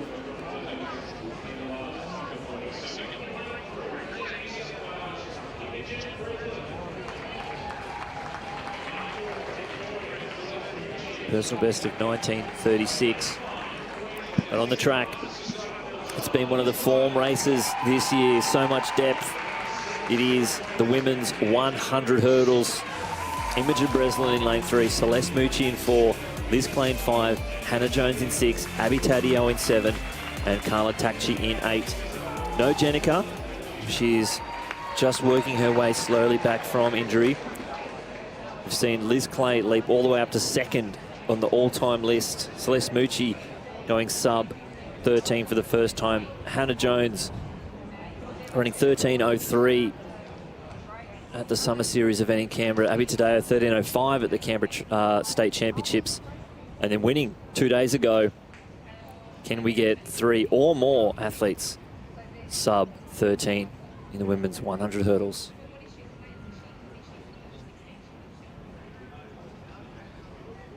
A fast start from Tadeo on the outside. Clay moving as well. Jones in the centre. Mucci, watch for her to come late, but Clay's now finding her form and pulling away from the field. Here comes Jones. Jones up into second place. Clay holding on. Jones flashing home. 12.90 on the clock. Some fast running here. And I think we might have some new PBs. We'll have to wait and see.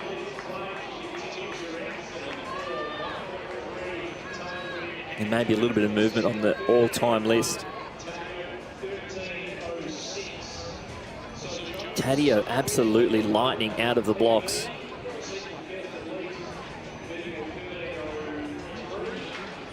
On the far side of the screen, she won Canberra Track Classic. Got to start like that and just went away from the field. But Clay, through that sort of 30 to 60 metre mark, pulled away. Jones closed hard. She could find herself in a new PB, but 12.90 is the unofficial winning time there for Liz Clay.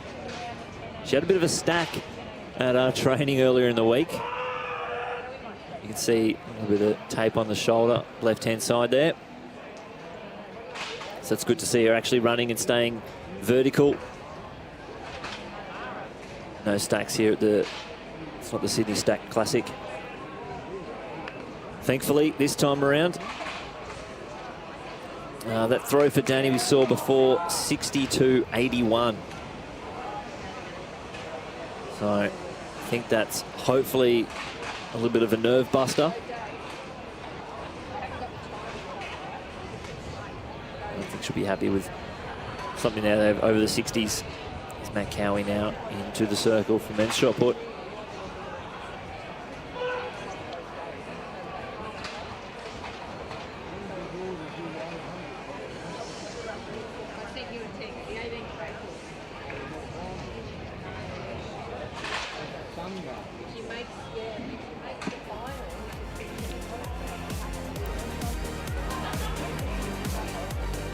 Oh, Hannah Jones. So 12.88 for Liz Clay. Another fantastic run. Hannah Jones, PBs, but doesn't get sub. 13.01 down from 13.03.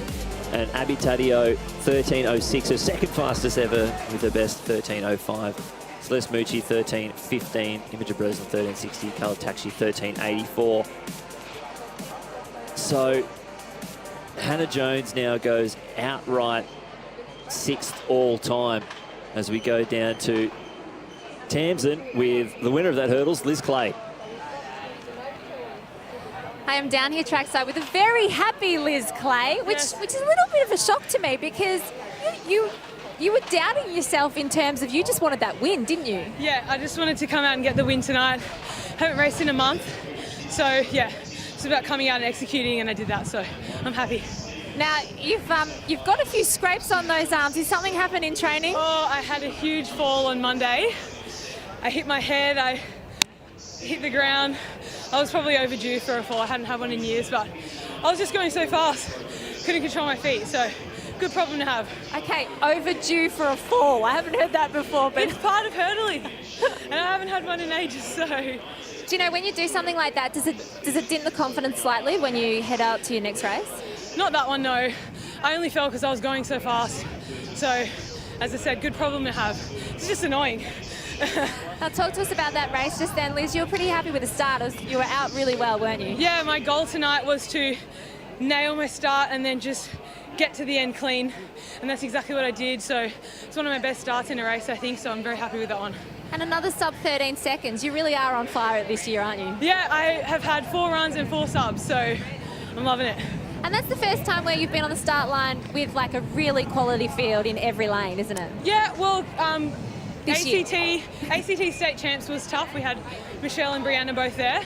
But yeah, still a tough field because there's so many girls running fast, which is great. So. And so you're very happy with the win. Well done, Liz. I'm happy with the win, yes. Thank you. Good job. Thanks. Yeah, very pumped with that win there. So Hannah Jones now moving up to 7th all-time, leaping over Brianna Bean and Glenys Nunn, who ran a 13.02 into a minus 1.5 en route to a Olympic gold medal in the heptathlon. As Danny Stevens back into the circle for her next round attempt in this discus. 62.81, her first round throw. The red line out there in the sector is 63.50, the Tokyo Olympic qualifying mark.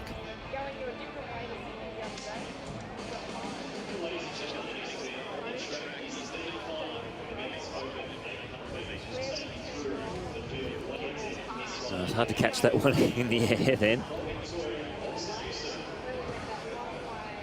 But next event up on the track will be your B 800 metres.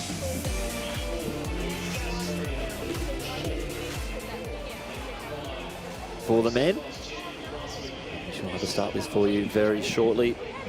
9 starters in this event. Obsa Yusuf, Taylor John, Harry May, Luke Shaw, Benjamin Quinn, Will Austin Cray, Hayden Todd, James Healy and Robert Dickinson. It's great to see a lot of these athletes backing up from the Canberra Track Classic, getting that experience racing a hard race in a few days. Seen a lot of athletes do it. One that comes to mind, Alex Beck taking out the Canberra Track Classic in 45.8, running the heats of the Queensland State Champs on Friday, and today running 45.7, the PB, his 3rd day of racing in 2 different states. So the boys are off in the men's B race, 800 metres. And fairly even as they get through the cut line. Probably Dickinson on the outside from Bankstown leading the way. Luke Shaw just on your inside, the West Australian. Just tucking in.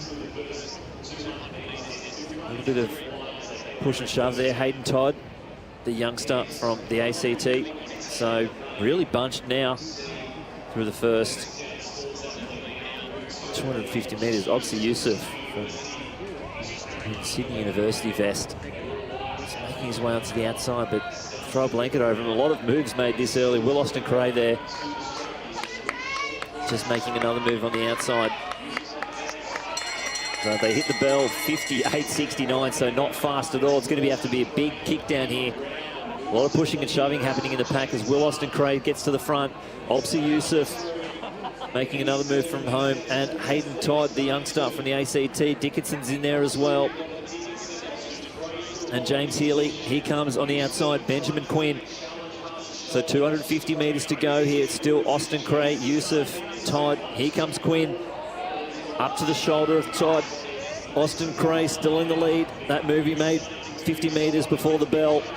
He's going to try and lead this field into the home straight. Ben Quinn looking strong on the outside. So it's Austin Cray. Todd's on the rail. Obsa Yusuf in the white. Here comes Ben Quinn whipping out wide.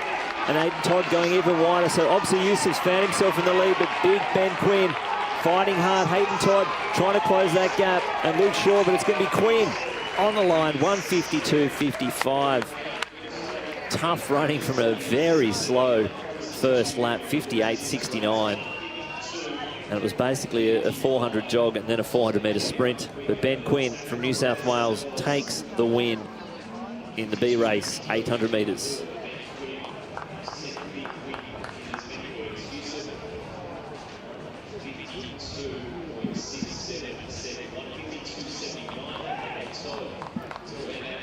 Next up in the circle, Alexander Kolesnikov.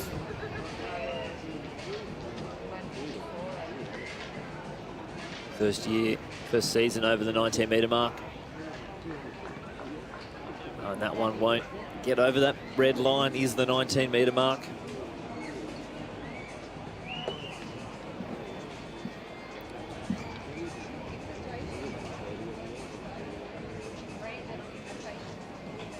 Todd Hodgetts will be next to throw.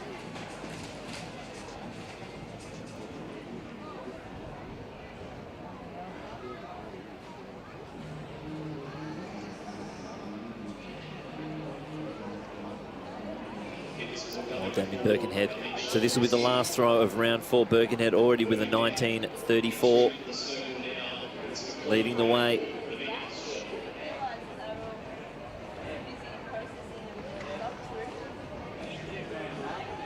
So that was just a little bit flat.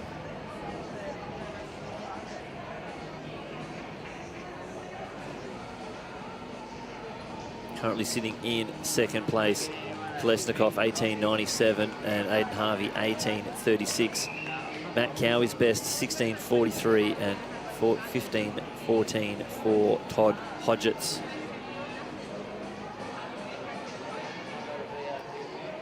Over at the discus, Danny Stevens leading the way 62.81. Jade Lally and Taryn Golshevsky. Some great discus throwing out there. 59.94 for Taryn and 59.04 for Lally. 2 season's best for those 2 athletes. Kim Mulhall 51.73, Sally Shockery 48.43, Ashel Blackstock 49.79, Kelly Hunter 39.55, and Samantha Schmidt 30.66. That 30.66 very likely to be a Paralympic qualifier. Here's Taryn Golshevsky. She has a PB over the 60-metre mark. I'm sure she'll be looking to readjust that. It's excellent to see some, one athlete over the 60, 2 very, very close to joining her tonight.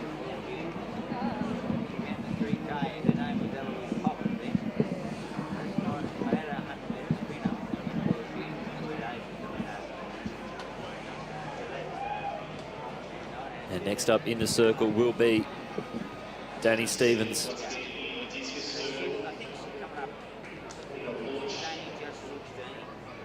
For her 4th round attempt, 62.81, already her best.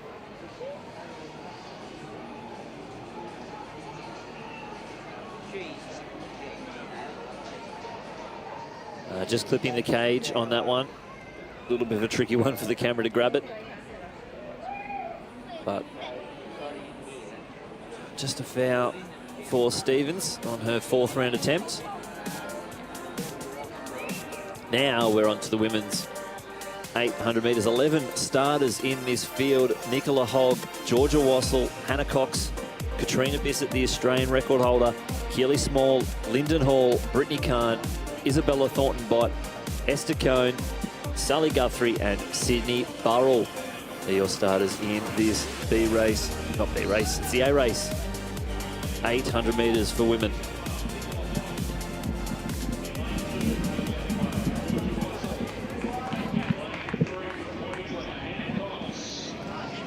Now Bissett didn't need a pacemaker down at the ACT. Rolling through high 58. It's almost the same as what the men's B race just did. And got super close to sub 2.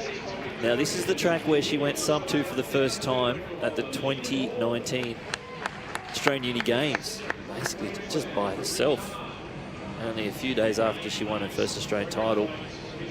Lyndon Hall fresh off an Olympic qualifying run, 4:02 in Canberra as well, so it's great to see these 2 athletes go head to head, these 2 guns of the track. Let's see what the tactics here play out. Keely Small stepping down again to her original distance that she ran at the 2018 Comp Games. Will be between Bissett and Hall. Of course, Brittany Kahn making her way back. Georgia Wassell, good to see her back as well. World Under-20 Championship silver medalist back in 2014. And it's Small who's gone out the hardest. As they get out the back straight, you can see Guthrie and Burrell. Probably the pacemakers. There's Lyndon Hall, though. She's going to go into the lead, so this might be a tactical race, this one. As Hall gets out in front, gets clear. Sit behind Sally Guthrie, who's taking the pace. Bissett just off the back a little bit with Small, and then Kahn. But Lyndon Hall She's wanting to chase this out. She's sitting right behind the pacemaker, looking for something very fast. She's in good shape. We saw it in Canberra. She's got a 2:01.73 personal best, and she's going to go through in 59.31. Could this be something special in this 800 metres right now?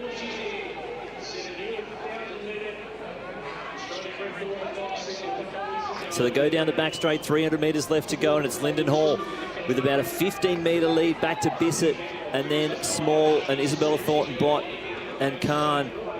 But it's Lyndon Hall. This is how she ran her 1,500 metres back only 2 days ago down at the ACT. Bissett, 200 metres left. Brittany Khan in third place, and then Small. Small's making a big move, but it's going to be Lyndon Hall. 150 metres to go, and she's holding on to this lead. Coming into the home straight, what has she got left in the legs? Bissett's going to really have to push. Lyndon Hall pumping those arms. Keely Small moves up into third place. Bissett's closing hard, faster and faster, getting closer and closer. But what can Lyndon Hall do when she crosses the line? This is going to be very, very quick. And a huge run there for Lyndon Hall. That's going to be a massive PB, 2:01.28 on the clock. Some different tactics there for Bissett when she came down into the Canberra Track Classic. She took it out, went through high 58s, this time just sitting a little bit further back, possibly, you know, practicing some race running for heats when you get to the championships. But Lyndon attacked that from the start, got right behind the pacemaker and rolled through in 59 low, and she'll get the win here at the Sydney Track Classic and a brand new personal best.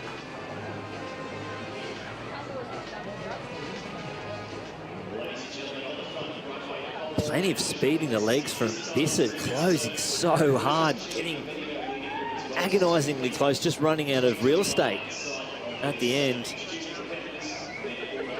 Lyndon Hall, 2 wins in 3 days at the Canberra and now Sydney Track Classic. Lesnikov next to throw in the men's shot put. Yet to get over the 19-metre mark tonight. Giving it a good nudge.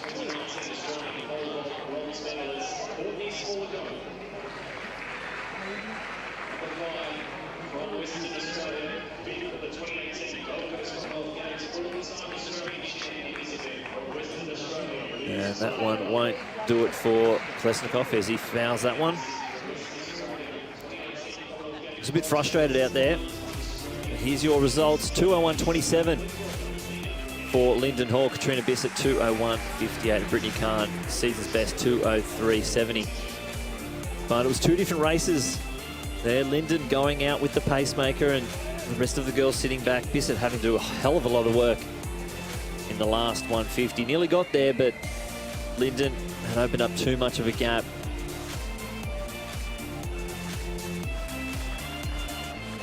She takes the win. And Tamsin is down with Lyndon Hall. This time, a victory in the 800 metres. I am. And Lyndon, yeah, that's it. Hop up. That was a pretty tough race, wasn't it?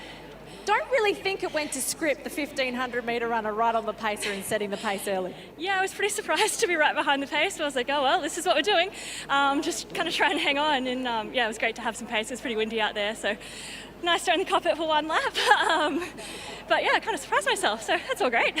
I mean, your confidence must be sky high after getting that Olympic qualifier on the Thursday night. Do you feel like you came into this race because of that a little bit more relaxed? Yeah, I was pretty relaxed. It was a huge relief to get done Thursday. I mean, 800s are always a little more fun for me because, you know, it's not my main event, so it's a little bit more fun. I thought that until about the last 40 metres of that race anyway. But yeah, no, definitely excited to have a bit more of a relaxed next part of the season now they've got the qualifier. Did you realise that you were so far up in that first lap? Because it was a quality field. You probably would have expected the ladies to be closer to you, especially being the 1,500-metre runner. You would have thought you would be coming over the top of them. Did you realise you were so far out in front? No, I'm just learning this now. I think I really tried that first bit because I was like, my legs are not fresh. I need to try really hard just to like scrape by here. But obviously probably running on a bit of adrenaline still. Okay, so after a victory in the 800 metres in such a quality field, would you be tempted to double at the Olympics in both the events, or just focus on that 1500? No, I think I'm all in on the 1500. I'd rather do one thing and do it properly rather than overcommit. Well, you're in great shape, Lyndon. We're loving watching you race, and that was just another fantastic race, so well done. Yeah, thank you so much, Tamsin. Yeah, it would be a tough double, but I'm sure she would be capable of it. Obviously, it's a tough qualifier, the women's 800 metre automatic mark, which Bissett obviously has when she broke the Australian record at the London Diamond League. Shouldn't be too far away from the men's 800 metres. See them just running around the back straight. Another fantastic field here put together. On the inside, it's Mason Cohen, Jeff Risley, Brad Mathis, Jared McAuliffe, Luke Matthews, Peter Bowl, Lachlan Raper, Joseph Deng. I think Deng is on pacemaking duties again tonight. He did a fantastic job in Canberra, the Canberra Track Classic. And two more athletes on the outside, Jared West and Charlie Jefferson and Jack Lunn on the start list. Not sure if Lunn's there, but Deng on pacemaking duties, and the time that Bowl ran, 1:45.23, the third fastest time on Australian soil by an Australian, and 3/100ths from the Olympic qualifying mark. Brad Mathis, 1:46.01, getting so close to sub for a personal best. And Jared McAuliffe dropping huge PB to 1:47 flat for third. And Jeff Risley, 1:47.10 for him in fourth place. Now the pace we're looking at is 51.0 for the first 400 metres. For those playing at home, the fastest times in Australia by Australians. Luke Matthews is 1:45.16. He ran that behind David Rudisha, the Melbourne Track Classic. And the fastest time by an Australian in Australia is Peter Burke's, 1:44.78 when he won the Commonwealth Games in 1982 in Brisbane. Ashlyn Blackstock gets another one out over that 49-metre mark. Another World Under 20 qualifier for her, the 17-year-old. Well, Jack Lunn is out there, so this could be a very exciting race.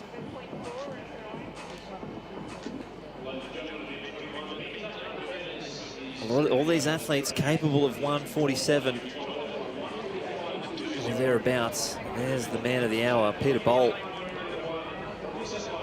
He's the fifth fastest Australian of all time, 1:44.56 at Stockholm back in 2018, and he's got the Australian record holder pacing him.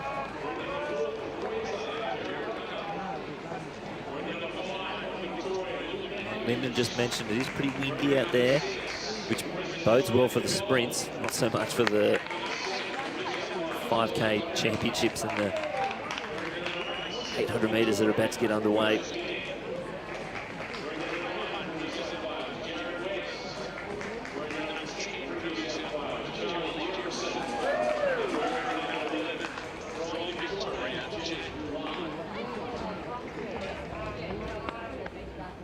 Not too far away from the start here.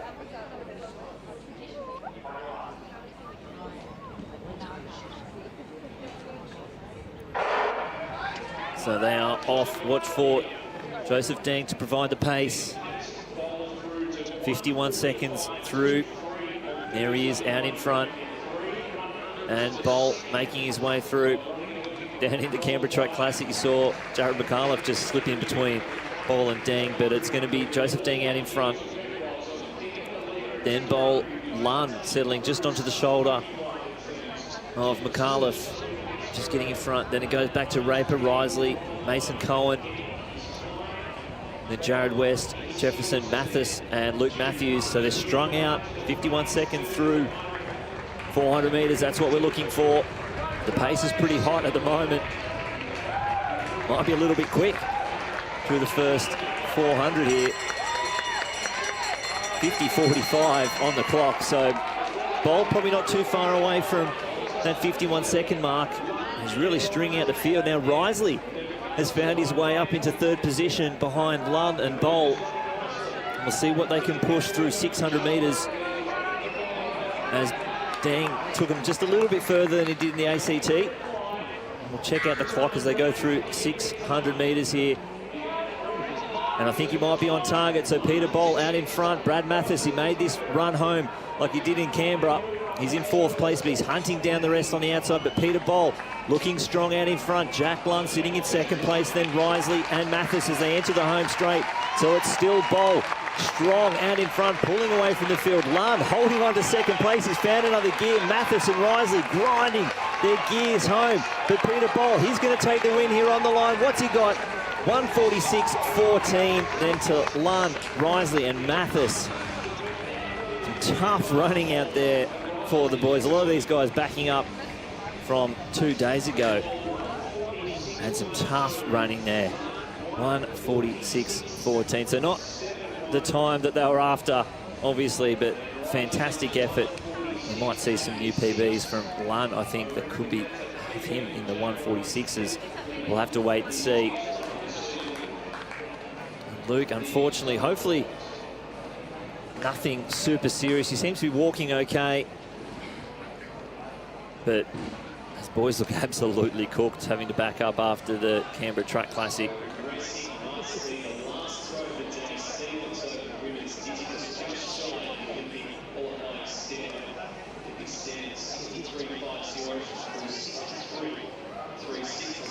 Hopefully, Luke, not anything too severe. I think that 50.4 through the bell might have been just a little bit too hot. As you can see, the final 50 metres. So Tamsin now is trackside with shot putter Damien Birkenhead. Yeah, he tried to get away while that men's 800 metres was on, but I wasn't going to let him get away. Damien, another good competition. Were you happy with how far you threw tonight? I wouldn't say happy. It was a bit rough, but I mean, it's good to be back competing. And yeah, man, look at this crowd. You know, 6 months ago, you wouldn't have thought this was going to happen. So it's great to be out here, and it's great to be competing again. Do you think that's the attitude of a few of the athletes? They're just really rapt to be back out competing because it has been so long between drinks and such? Yeah, I'd say so. I mean, a lot of the people I've spoken to are just excited to compete. It doesn't matter how they're going, just to be back doing it and having crowds and, yeah, having fun. Now, you threw 19 metres tonight, which you've thrown quite a few times over 20 metres. You're getting right up there, aren't you? The goal is that 21.10 qualifier for the Olympics, which is a pretty tough qualifier because that would have got you 5th at the Rio Olympics. Yeah, it's a pretty tough qualifier, but it has to be. The shot put's just gone through the roof, and we've all got to lift too. So, yeah, I mean, it's there. We just got to do it. And I think it was an amazing competition in Doha where you had 3 men throwing over 22 metres 90, but unfortunately it is a pretty tough event for you guys to get out there and throw that shot put. But for yourself, you're in fantastic shape. You know the consistency is coming along. Your coach, Scott Martin's been there and done it before. You know that you can make that Olympic team and make another final, don't you? Yeah, I know it's there. I just got to pull my finger out and do it. I love it. Now, just one last question. Have you finished the Harry Potter book? I finished that one. I'm up to the 5th one today, actually. So. Are you enjoying the series? I'm loving it. Yeah. Wish I did earlier. I love your work, Damien. Well done tonight. All right. Thank you. So here's the results. Peter Boll, 146.12. Jack Lund, a huge PB, 0.6 off his best, 146.71, getting under 147 for the first time. Jeff Risley, 146.86, a season's best for him. Fantastic running there from Lund.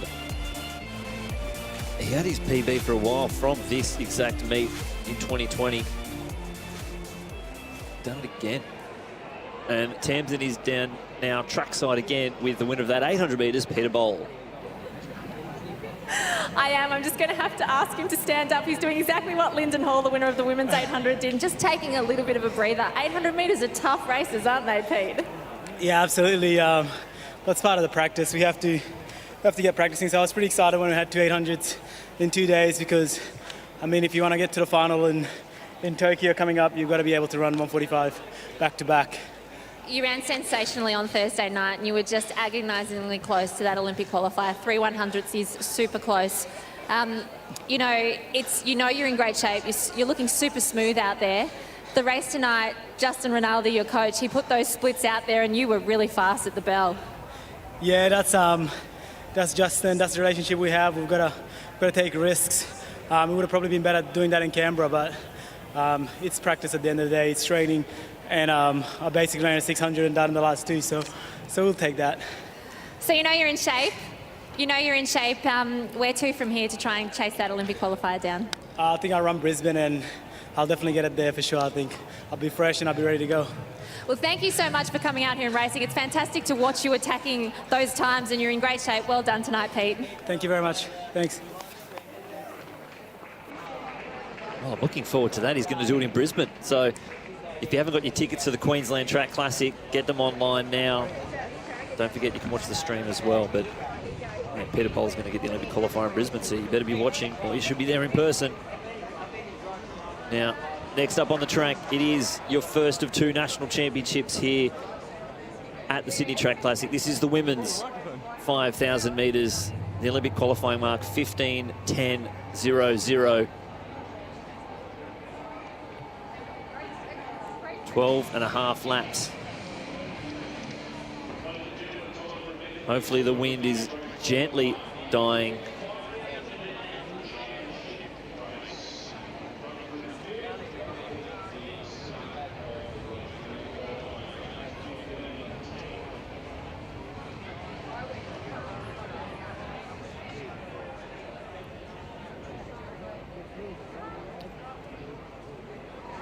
So we'll wait until this race gets underway. Oh, a little bit unsteady there.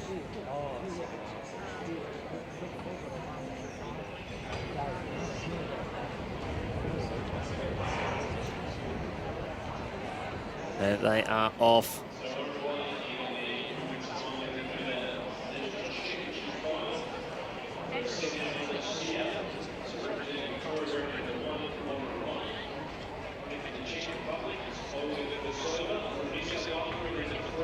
So you shouldn't be too far away from getting the start list for this 5,000 metres. Fantastic effort at the Box Hill Burn for Isabel Back-Doyle to get a huge PB and get so close to that qualifier. Running a hell of a lot by herself. And we did catch up with Izzy about her plans for the 5,000 metres here tonight. Yeah, it's hard to know what the best plan of action is. I hope that it will be a good race, and I know we've got a really good start line of girls. It's going to be a very hard race to win. So I hope that we can kind of push each other on to run, a decent time. I don't necessarily love the whole sit and kick race. So I'm likely to kind of take that a bit more into control at some stage in the race if it's playing out that way. But yeah, we'll just have to see. Yeah, some great names in the race, and I'm really excited to line up. I've actually never done a 5K Nationals before, open, and that was my first 10K Nationals before as well. So yeah, a few firsts for me, and I'm just excited to be there. We are excited to have Izzy here. Now let's go through the start list in hip number one, in these hip number order. Lauren Ryan, Olga Firsova, Kate Spencer, Rose Davies, Izzy Batt-Doyle, Andrea Sekathine, Genevieve Gregson, Jenny Blundell, Ruby Smee, Leanne Pompeani, Annabelle White, Imogen Gardner, Lauren Reed, Paige Campbell, Kaylin Adams, Melissa Duncan, and Rosie Webber.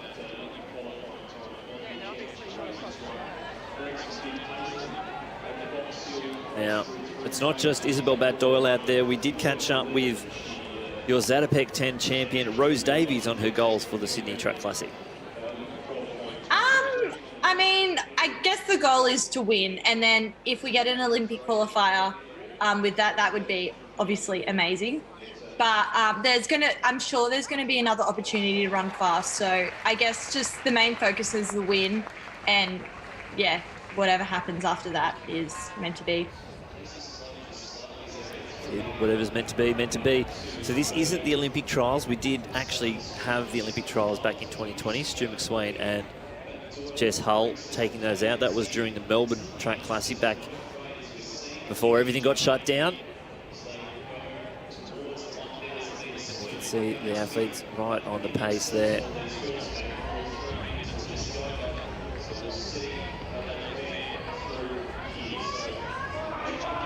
Imogen Gardner taking them through. She checks the watch. Bat Doyle right on her tail.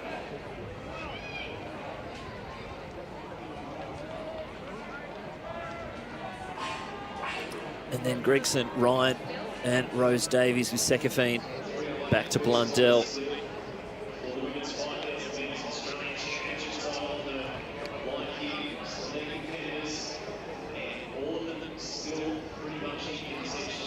So it's good to see them all strung out.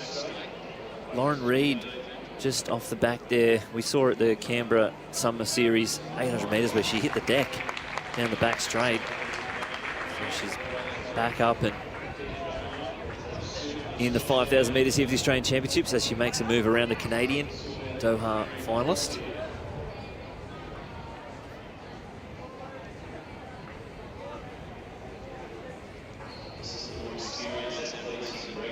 So Gardner, New South Wales athlete, the youngster, pacing a class field. This must be a great opportunity as well for a young athlete to be able to get this opportunity on the big stage without the pressure of performing a big race. Still helping out, going through the paces with such class athletes that she has on her train.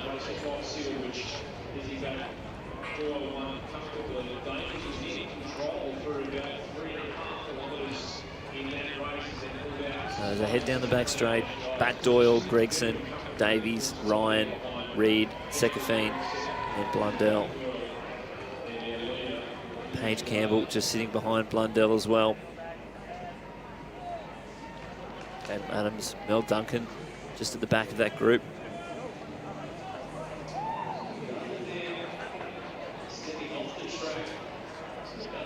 As they just tick over 5 minutes on the clock, Tamsin is down trackside with the winner of our discus. Welcome back, Danny Stevens.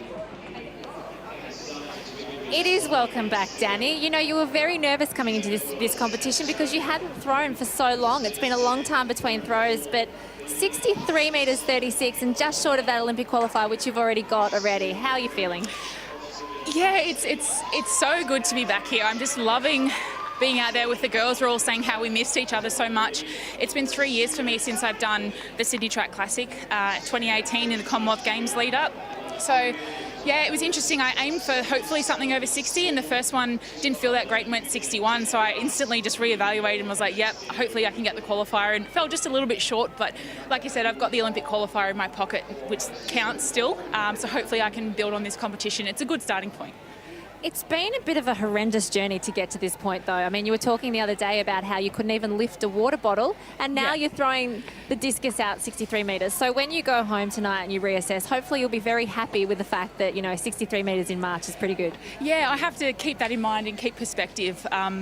Yeah, this time last year was really, really hard. I would just come out of surgery and, like I said, couldn't lift my arm yet, and you know, my priority was just to get function back, and if I could ever throw discus again, which, you know, I'm able to do now, it's made me realise just how much I love it, how much I miss throwing, how much I miss competing, how much I still want to, and I love the adrenaline, and I love getting out there and being able to throw something a long way and hopefully represent my country in other Olympics. So I'm really happy to be here.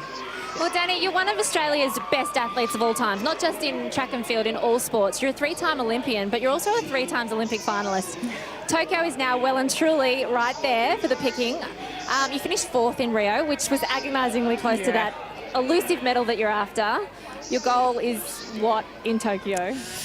Well, first it was be able to throw a discus first, and then get on the plane, make it through qualifying, make it into the final, make the top 8. So we have a real process-driven approach to it. But overall, look, the Olympic medal is the one that I don't have, and 4th last time was so close, but yet so far away. It was a piece of paper distance from a bronze medal. So I would love to be able to walk away with a medal, preferably a shiny gold one, and you know that's kind of my my goal leading into it. Hopefully I can get back up near my best, you know, around the 70 metre mark, and I think it's going to take that to win a gold medal. So, yeah, it's a good starting point to be around the qualifier in March. Yeah. And your main goal for the season was to go out there and enjoy it. Did you have fun? Yeah, I did. I really loved it. Yeah, just the crowd, the announcing, the races, the girls, everything. It was really good fun. Well, Australian athletics fans are so excited to have you back out here, and we look forward to see how far you can throw that discus leading into Tokyo. Well done, Danny, tonight. Thank you so much. Thanks. I'm loving the excitement that these athletes are showing when they get out on the track. It feels like they're describing Christmas. Just loving big crowds, and just the thrill of Sydney Track Classic. It's always been a special event. And joined up with the New South Wales Junior Championship, so hopefully people have stuck around to watch some of their kids compete, and then stick around to watch these current and hopefully future Olympians roll around the track. So it's still Izzy Bat-Doyle in the lead from Gregson, Davies, Sekafine, Blundell in that lead group. 15:10 is the time. Only 8 Australians have gone under that mark. Well, 7 Australians, sorry, have gone under this actual qualifying mark. Izzy Bat-Doyle sitting in 9th all time after her run at Box Hill. Just a strange race, the Box Hill Burn 5,000 metres. I was watching it, sitting at home, went and did the dishes and came back, and there was only 3 athletes left in the field, and Izzy had to do so much work on her own at the end. So Paige Campbell and Mel Duncan just off the back of the pack there. So group of 7 out in front. There's your 3,000 metre split, 9:20.71.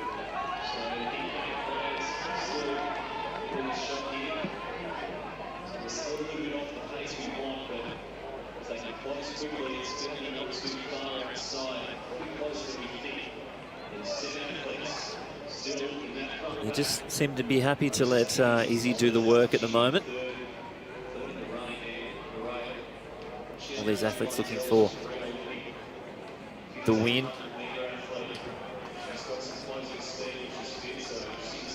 Yeah, as I think this is where the medals will come from out in front. So it's Bat-Doyle, Gregson, Jenny Blundell now making a little move around the outside to get a little bit closer to the leaders. Fastest in the field is the Canadian Sekafine with a sub-15 run in Doha. With a little bit of a shuffle, she found herself all the way back in 6th place as Blundell and Campbell make the move up the inside, but it's still Bat-Doyle, Gregson, Davies, Blundell, Campbell, Sekafine and Duncan. 4 laps to go. Now, Tamsin, you are down trackside. What are the conditions like with 4 laps to go? Yeah, unfortunately, Lynchy, the wind's actually picked up a little bit, so it's quite blustery out there. And the ladies just ran past us here at the finish line, and they're all looking pretty fresh in that first pack. Izzy Bat-Doyle did tell us that she was really interested in pushing that pace. She knew that she was going to have to do that in this race. And we spoke to Eloise earlier, who said if the pace was slow, that Genevieve would be the one to watch because she has that fantastic kick. Rose Davies in 3rd looked quite fresh coming home, and all the favourites are in that first pack. So these last few laps are really going to be exciting, but I don't think it's going to be easy to go past Izzy Bat-Doyle after that race that she ran in Box Hill a week or so ago. Yeah, exactly, and it's good to see. Obviously, Jen was pacing on pacing duties for that Box Hill Burn.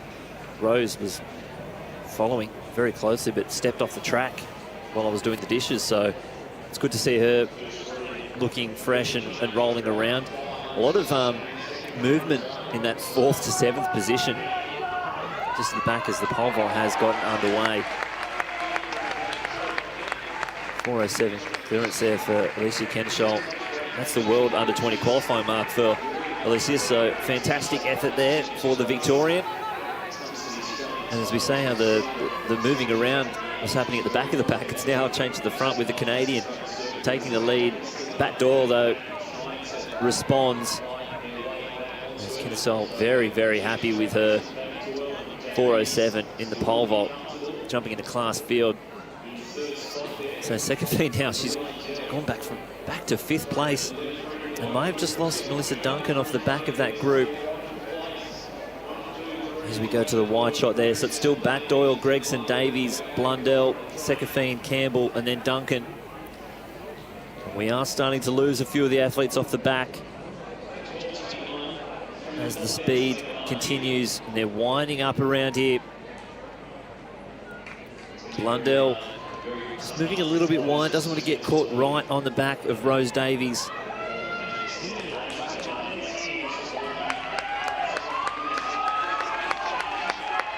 Gregson, the 6th fastest all time with her 15:06 that she did in Brussels back in 2016. So we know that she can run the qualifier. She has before. 15:10 is the time to beat. If we can get a few athletes under that mark, the more the merrier. They can join Jess Hull in Tokyo, who's been selected for the 5,000 metres after she won the championships with a qualifier.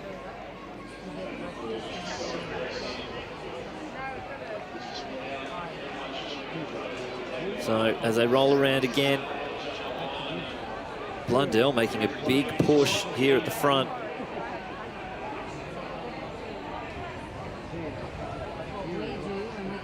We've lost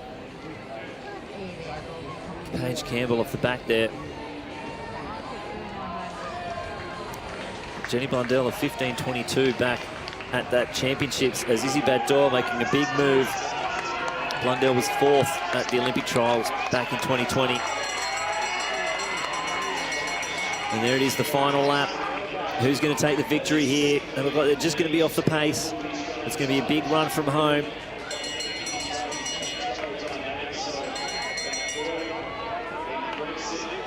As they're going to have to pass a couple of runners, which might make it a little bit tricky.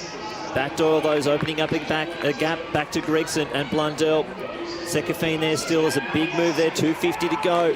Gregson's found herself in the lead. Jenny Blundell, a massive move there as well. She's moved up. A little bit of a trip up there with Sekafine and Bat-Doyle. Bat-Doyle's not going away, though. They're changing again. Jenny Blundell into the lead, striding around, 150 metres to go. Sekafine's going to try and move wide to go around Bat-Doyle as Bat-Doyle goes past onto the shoulder of Gregson. But Jenny Blundell, she's found herself in the lead. 100 metres left to go. The Australian title is only 80 metres away. Sekafine trying to close the gap, but Jenny Blundell powering home. This is a huge victory for the New South Wales athlete. Even if Sekafine gets her, she'll still be the Australian champion. And Sekafine does get across the line, but Jenny Blundell will be the Australian champion from Bat-Doyle and Genevieve Gregson. But a fast finish there from the Canadian. She's a sub-15-minute runner, and she takes first place here at the Sydney Track Classic in the 5,000 metres. But Jenny Blundell, she is your Australian champion for 2021. I'm not sure who would have picked Jenny to win. We saw back at the 2020 Sydney Track Classic, she was in the 1500 and led the 1500 with a huge kick into the home straight, just as Lyndon Hall got right over the top of her. But a fantastic run there. Caught them all by surprise. But again, you can't discount the Canadian, Andrea Sekafine, the class athlete of the field, fastest PB, finalist in Doha. She takes line honours, but again, Jenny Blundell, the Australian champion for 5,000 metres. I think that might have busted a few brackets out there to start with. But a great run from the New South Wales athlete. I was in Newcastle early this year and saw her run a sub 9-minute 3,000 metres in pretty tough conditions where the sprinters were getting +3, +4 wins. And it was a mixed race, and she beat everyone who turned up for that race. It's a fantastic effort. So we know she can win in windy conditions. She won the Queensland Championships at the end of 2017, beating Rose Davies and Lauren Ryan. And it was a classic Queensland night. It was about 30 degrees, windy as hell, and 90% humidity. So back to this women's pole vault competition, the bar at 420. Courtney Smallcombe missed jump there.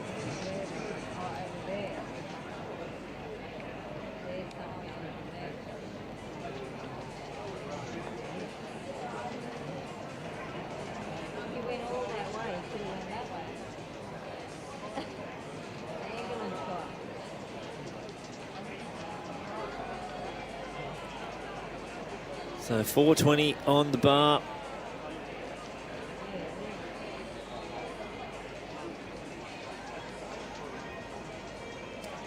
.481, that's the Australian record for this women's pole vault.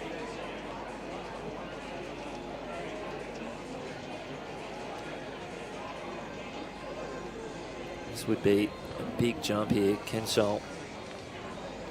She's a 4:17 personal best. The 18-year-old would have been going to the World Under-20 Championships last year and has got her qualifier again. 4:07 just then. Big season's best. And 4:20, this would be a new PB if she can clear this.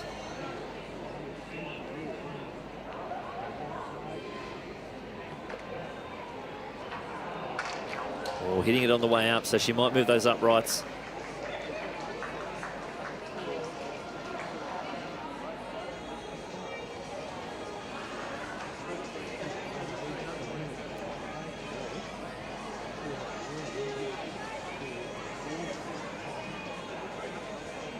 And we swap, so the women are in the shot put circle. Seneca Deneth out there, we saw her earlier in the hammer throw, and the men's discus currently getting on those lines for the women's shot, 12 metres and 15 metres.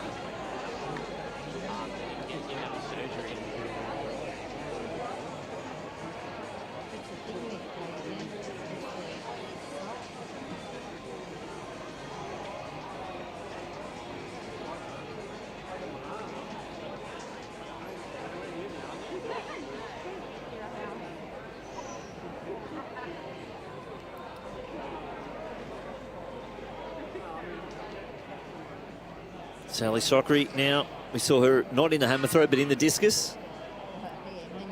And she'll be looking for a World Under-20 qualifying mark in the shot. 14:60, I think it is.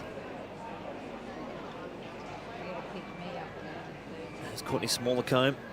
She'll have her next attempt at 4:20.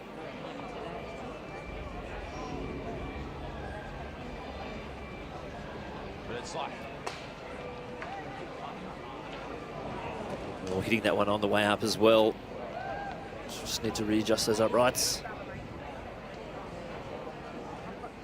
I'd say we won't have seen Kennedy or Parnova just yet in this competition. With the bar still only at 4:20. 4:70, the Olympic qualifying height for the women's pole vault. Right up there, 4:81. And Nina got 5 of those. And now we've finally caught up with Jenny Blundell, your new Australian champion, with Tamsin. Jenny, it's taken a little while to get you on the microphone because the 5,000 metres is a big step up from the 1,500 and pretty tough race out there tonight, wasn't it? It was. It felt like a 1,500 just in the last 200 metres. So I'm pretty legless. It looks like a tough race out there. And I think the quality of women's distance running in Australia is so high at the moment. When we were talking about who was going to be our national champion, a lot of people were mentioned and people forgot about you a few times. Did you expect to win that? I did. I think that's the right answer. No, I love that answer. Confidence is great. We know you better as a 1,500 metre runner. You've been to the Rio Olympics for the 1,500. You're a semi-finalist in that 1,500 metres. Is the 15 still your goal for Tokyo, or now that you've run that and you're the national champion for the 5,000, will you reassess that goal? If you asked me last year, I would have said the 15, but an extra year training's been a blessing. So I think I'm ready to sort of dip my eggs in both baskets. Today was a big tick in trying to do that. So even though it hurts so much, clearly you're still keen to go out there and do another 5,000 again. Not till after nationals. Talk us through the race. You know, there was pace at the start to make sure that it was strung out a little bit early, but then you didn't drop many of you off. There was still a pack of about 7 of you with 4 laps to go. What were you thinking in your mind as you were getting down to that business end of the race? I was getting excited. It's pretty cool to, with 2.5 laps to go, there to be so many. It's sort of the competition instincts kick in. I think if there's just 2 at that point left to go in the race, you feel a bit of pressure building up, but I felt like that was a 1500, so I felt quite comfortable. And where to from here? I'm guessing national championship, you'll drop back down to that 1500? Correct, yeah. So I'll be able to finally start some speed work, which is pretty exciting. That's more up my alley, so yeah. And just a quick one, it's been a long journey for you since Rio, hasn't it? Yeah, oh yeah. You know, a lot of people asked me if I was ready to retire. Every time I got a setback, everyone was like, oh, do you want to give up and start full-time work? But, you know, when you know, you're not done yet. So, yeah, the last year's been hard, training and forgoing work and earning money. But I don't want to bring that into this because, like, running's my passion. So, yeah. Well done, Jenny. We are so ecstatic to have you back out here, and fantastic effort. You are now the national champion for the 5,000 metres. Ladies and gentlemen, Jenny Blundell. Thanks, everyone.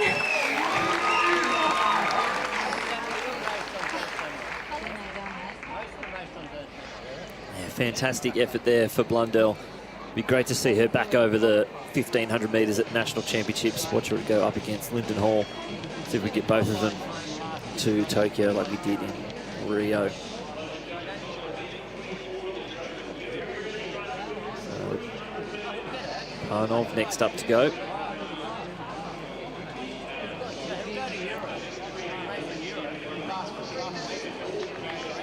Dennis Thau back in the circle in the women's shot.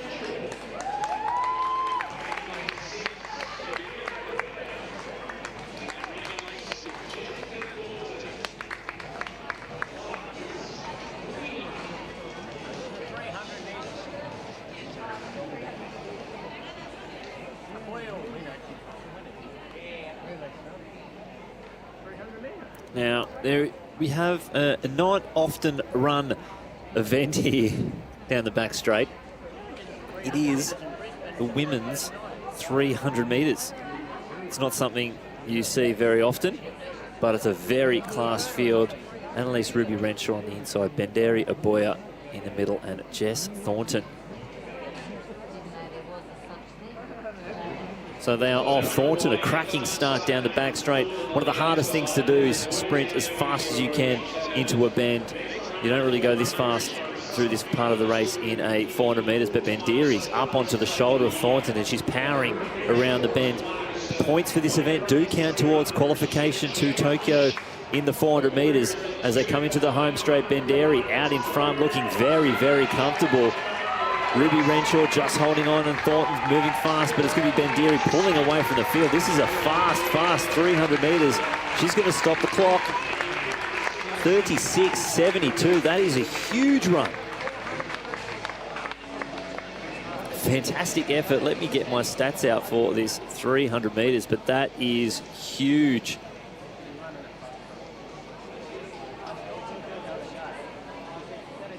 Got up onto the shoulder of Jess Thornton and tore around the bend. And so strong down the home straight.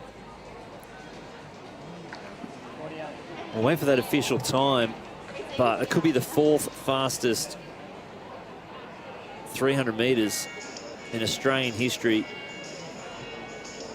Jana Pittman back in 2003 ran a 36.34. Kathy Freeman has a 36.42 in 2003. Might have been one of her last races back in 2003 for Kathy. Marie Holland, the Barcelona Olympic finalist over the 400 metres. 36.67, so she may have just pipped Kathy Samble. And now Tamsin is down trackside with the winner of that 300 metres, Benderi Aboya. Benderi, the 300 metres is a different distance for you, isn't it? Yeah, I know. I was quite like, I don't have the fastest 200, so then I was like, I just have to hold on. but I think I did pretty all right. I would have been mad if I got 37. But I'm happy with the 36. You're in fabulous shape this year, and I think you're being a bit harsh on yourself because you say that your speed's not great over 200, but you've worked really hard with your new coach, John Quinn, on your speed, and it's looking pretty good. Well, the program's working. He really nailed it on this program, so couldn't be any happier. Everything. This is probably my most consistent season, so I'm really happy. Well, you went to Doha as a 19-year-old for those World Championships, and you surprised quite a few people with that semi-final run. Yeah. You know, the Olympics are just on the radar for you. What are your goals for those Olympics? 50 seconds before or after the Olympics, or at the Olympics. But I do want to make the final. Anything can really happen. So, yeah, really just want to make the final and see what happens there. Hold on. You know, a lot of people have been speaking about you after you did run so fast as a 19-year-old at those World Championships. Do you feel the expectations of what other people say at all? No, but I can control what happens on the track. Can't really control what happens on the media, so I just run. I don't really listen to it. So yeah, pressure doesn't do anything to me. Kind of just brush it off, and yeah, I kind of love pressure. It does make me run fast and prove people wrong. So. Do you know, on that, you are that athlete that does love pressure. You've come out in junior events and you've always lifted at majors. That's what we want of our athletes, to thrive under extreme pressure. Yeah. That's your strength, isn't it? Oh, thank you. Thanks for that. You're an ambitious young lady, and you do set that bar very high. This season, 400 metres at Nationals, how fast do you think you can go at Nationals? Well, we just started, what do you call it? Tapering up. So I was quite surprised last week, but kind of knew I was in 51 shape, but I guess consistent 51s will take me to 50-50. So we never know what happened at Nationals. Brilliant. We're loving watching your journey, and well done tonight on that rarely run distance, but you look brilliant, 300 metres. Thank you very much.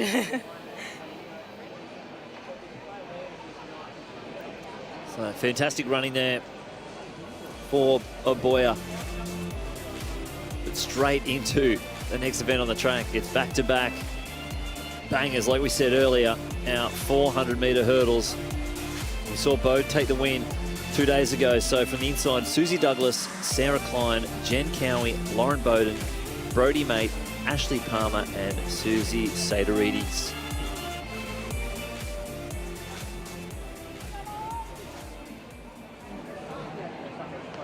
Shouldn't be too far away from the start of that event. We go through the official results for that 5,000 metres. Andrea Sekafine, the Canadian, 15:25.62. Jenny Blundell, the Australian champion, 15:25.84. Izzy Bat-Doyle, 15:26.60. Jen Gregson, the bronze medalist, 15:27.43. Rose Davies in 5th place, 15:37.02. Melissa Duncan in 6th, 15:45.29. Paige Campbell, 7th, 15:46.91. You can check all the results on athletics.resultshub.com.au as the athletes get into the blocks for this 400-metre hurdles. Alicia Burnett in the shot put. Multi-eventer. Saw at the high jump. Canberra Track Classic.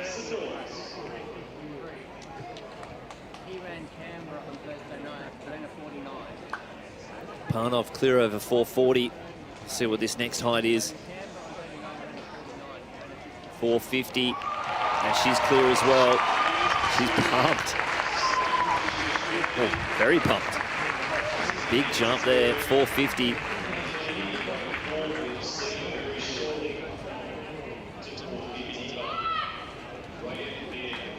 Fist bumps for the crowd. It's the season's best for Parnov.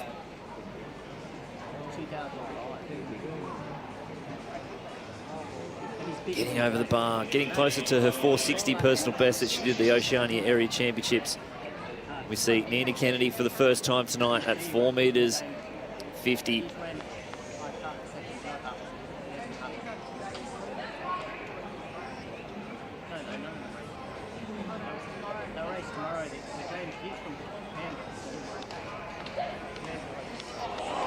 Oh, so much room over the bar. 4 metres 50. Easy work there for Nina Kennedy.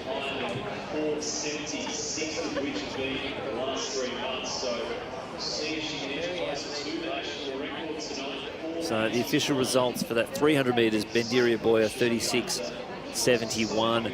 So she does move to 4th all-time Australian over that distance. Again, probably not the most accurate all-time list. You know, Kathy Freeman's performance there is from 2003, I'm sure. You know, when she was running 22s and 48s, probably would have run a little bit quicker, but again, not often run, so straight up to 4th all-time, just in front of Kathy Sample and behind Marie Holland, Kathy Freeman and Jana Pittman. So the pole vault bar now moves up to 4.60 meters, which would be an equal personal best for Panov.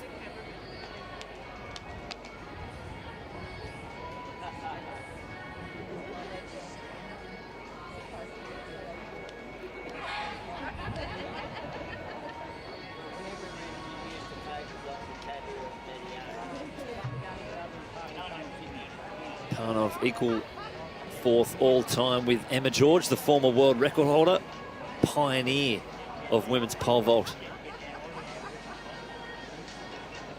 Kim Howe, the 2006 Commonwealth Games champion, 3rd all-time with a 4.72 indoor. Nina Kennedy on the 8th of January jumped 4.75 to sit in 2nd all-time behind Alana Boyd, 4.81. She did on the 2nd of July in 2016. Boyd finished 4th at the Rio Olympics. The same height, I think, as 3rd place as McCartney. The Oceania record, 4.94 from McCartney. So it's well up there. I think tonight we might be pushing that Australian record, 4.81. But 4.60 is the next height on the bar. We'll see if we can make short work of that one.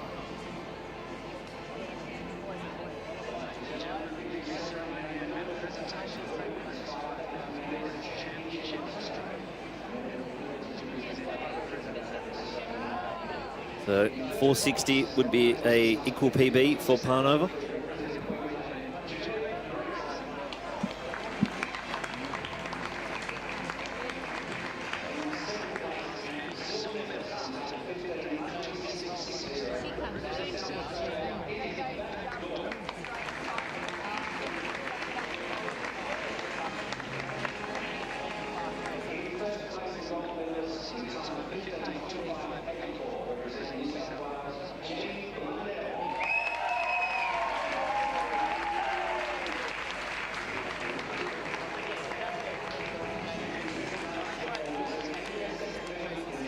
Waiting for still conditions.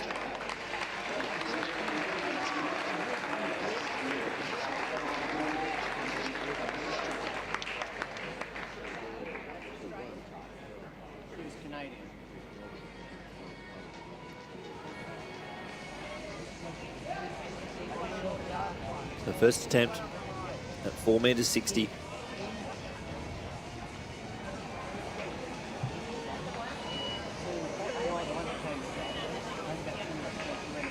Talked herself out of that one. Has been given the red flag for that, so that's a failed attempt on that one. So she'll still have 2 more goes.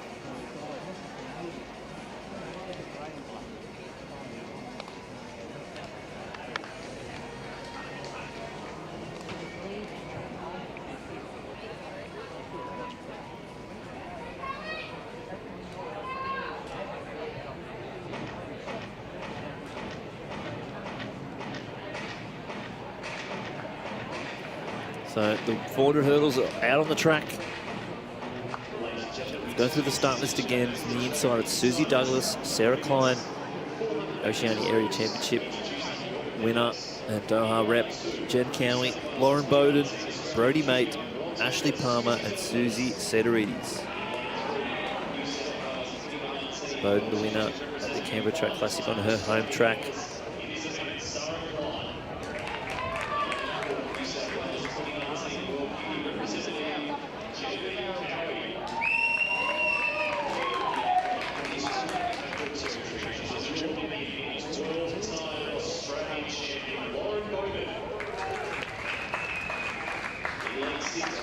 sure what the issue for the hold-up is for this women's hurdles. It's about 11 minutes behind schedule.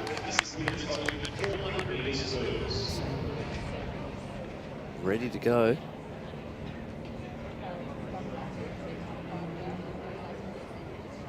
All right, so getting down in the blocks, the women's 400-metre hurdles for the Sydney Track Classic 2021.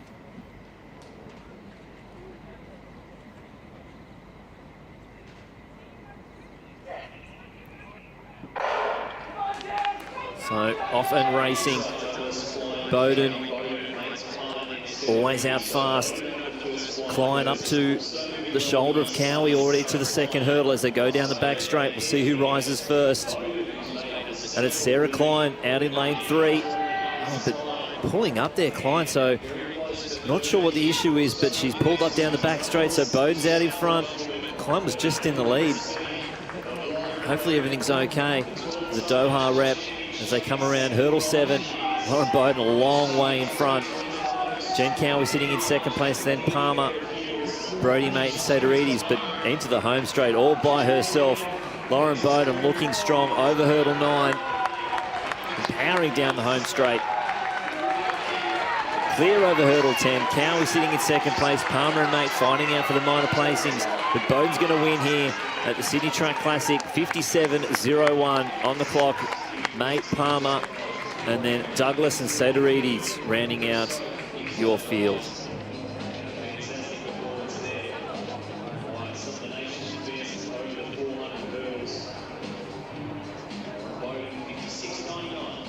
Quite tough work out there. If the wind is anything like it's been described down that back straight, it would have been tough running into that to try and get those strides. It doesn't matter what kind of tailwind there'd be in the home straight, it's always hard. Big lead there for Bowden. Strong, definitely knows how to win a race. This is the track of her PB. 2019 Australian Championships. She went sub 55 for the first time.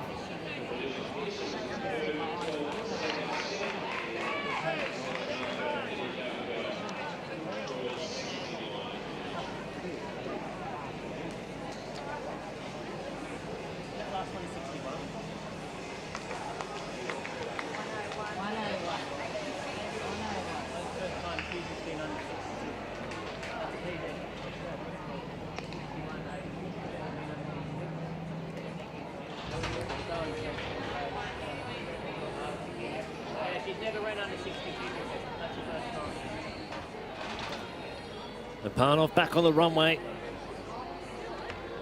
Her second attempt at 4.60 meters.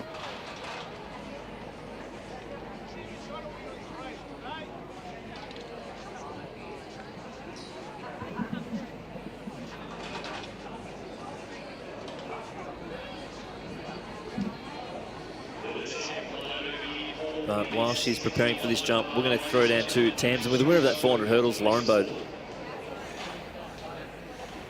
Lauren, you've run a few 400 hurdles in your time. Talk us through that one. I know you and Maddie B, your coach, are the masters of tactics in the 400 hurdles. Were you happy with how you executed that race?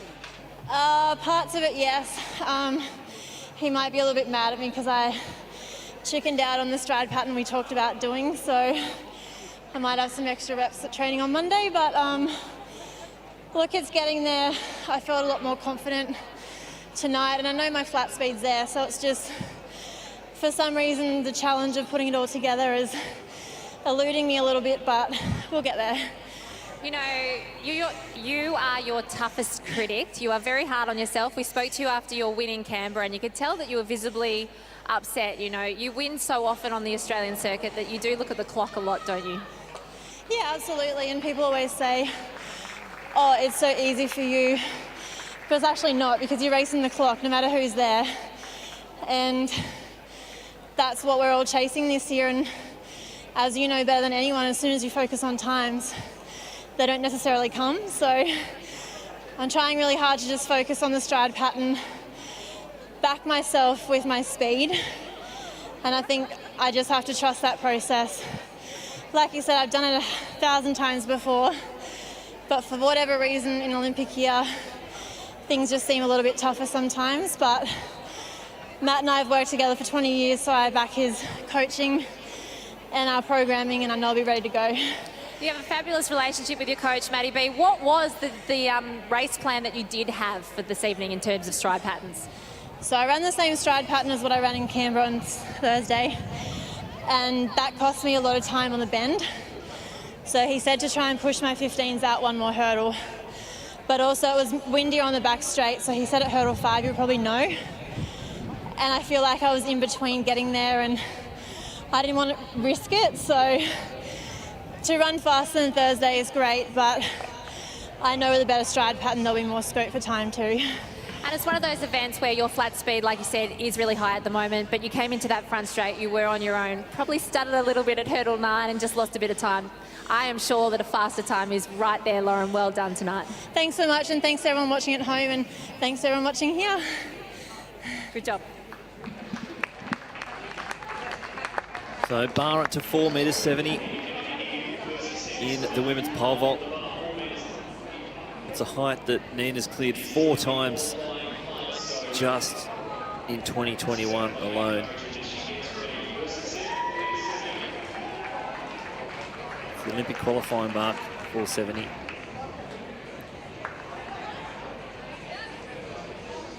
The clearance here would become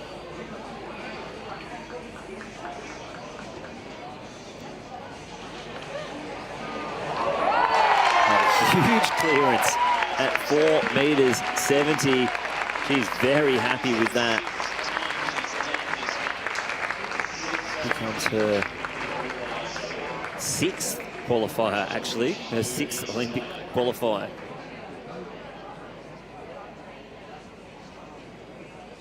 So a huge effort there. We'll see where they put the bar. 481 is the national record.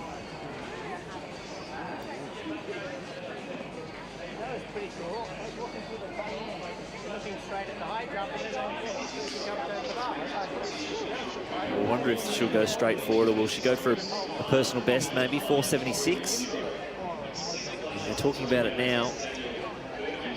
Her best, she jumped on the 8th of January this year over in Perth. It's great to see that form has carried. She didn't lose it over the Nullarbor when she flew across to the East Coast. She's kept that good form going. So 477. I would love to know the significance of 477. It would be a 2 centimetre PB.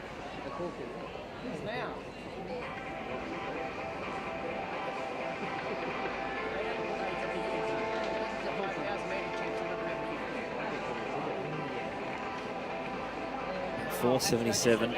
Does look good on the board, maybe that's why.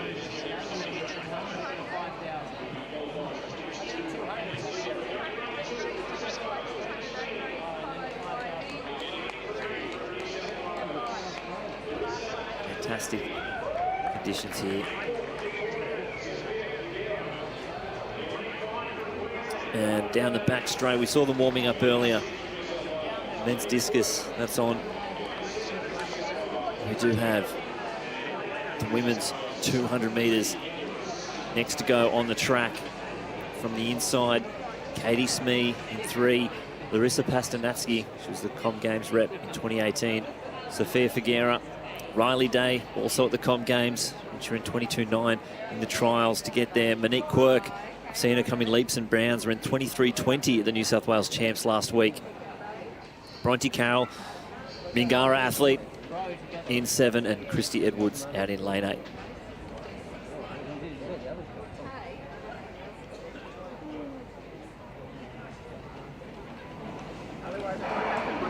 So off and racing in this women's open 200 metres. Day getting a brilliant start. She was second in the 100 behind Bassick down at the Canberra Track Classic, and she's leading this field into the home straight. She's strong, running hard. Quirk sitting in 2nd place.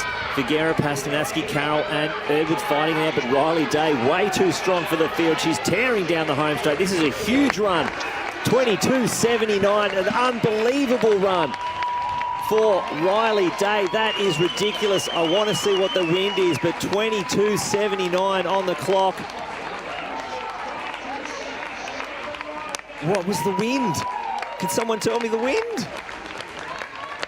Plus 2.0, so that's a legit time. That is a Tokyo Olympic qualifying mark. We'll wait and see the official time there, but 22.79. That's unbelievable from Riley Day. 22.77. Maybe that's what Nina Kennedy was doing. She put the bar up to 4.77, and then Riley goes and runs 22.77. She has now jumped up the all-time ranking list to sit 9th all-time. She absolutely blasted the bend and then got into the home straight and pulled away. And Monique Quirk with 23.20 was probably thinking, what? I feel like I've been in PB shape, but Riley Day way too strong. That is a class run, and you can see the shock. 22.93 back in 2018 to then roll out 22.77. Monique Quirk, 23.41. Bronte Carroll, 23.61. That's a huge PB for Carroll. Larissa Pastanaski, 23.64. Unbelievable. And we go from 177 to another 77. 477 on the bar for Nina Kennedy. And can this be a PB as well?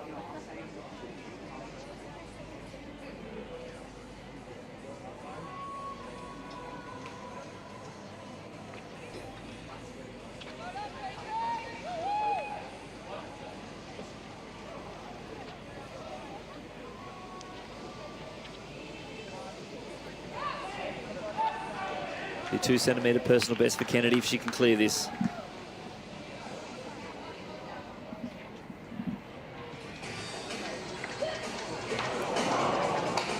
Oh, little cherry picking there.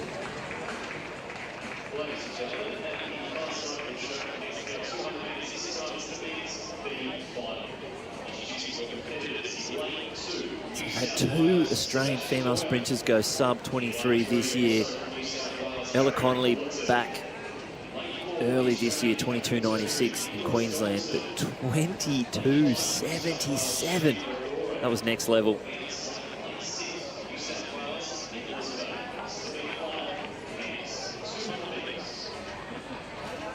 The track, this is the B race for the men's 200 metres.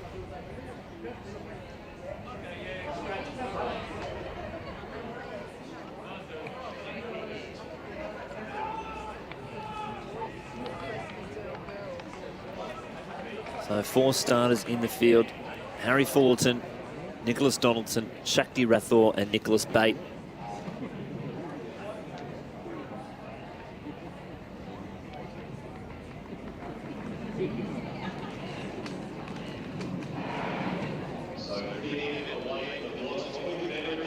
So often racing here, Shakti Rathore from Sydney Uni on the outside, having the best of the bend up on the shoulder of Bate. Donaldson and Fullerton fighting it out at the back, but it's Rathore leading this field into the home straight for Sydney University. Bate trying to close the gate, but Rathore's holding on. And he's going to take the win here. A great run, 21.59, the unofficial winning time.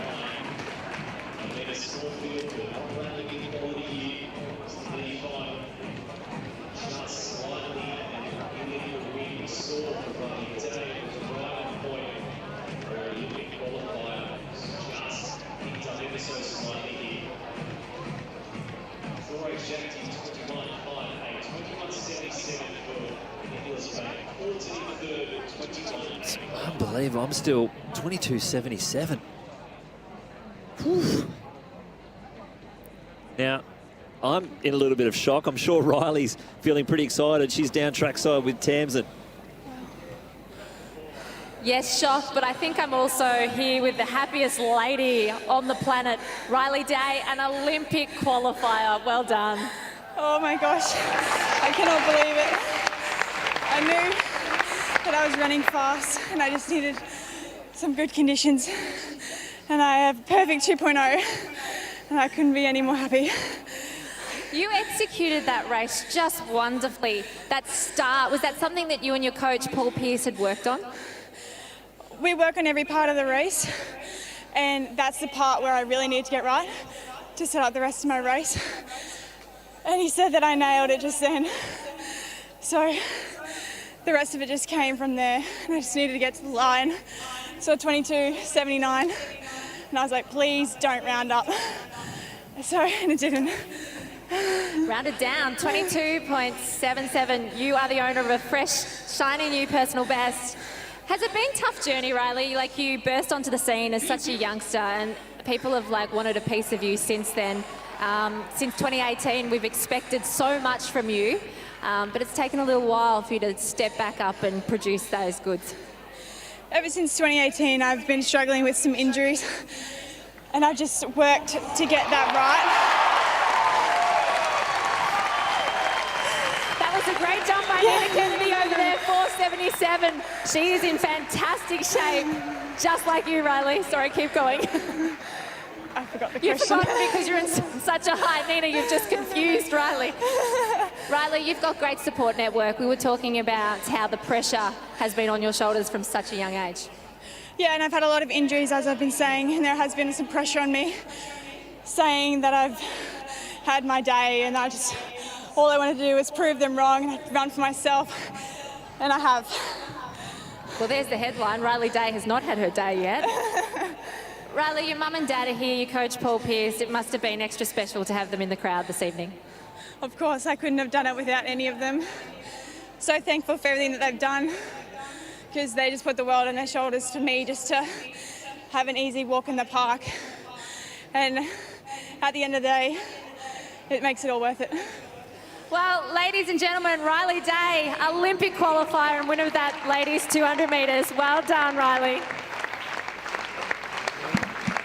Well, let's see what the men can produce now in this A-race 200 metres. As we just saw, Nina Kennedy, 4.77, a personal best, and I'm sure the bar is going to go up to 4.82.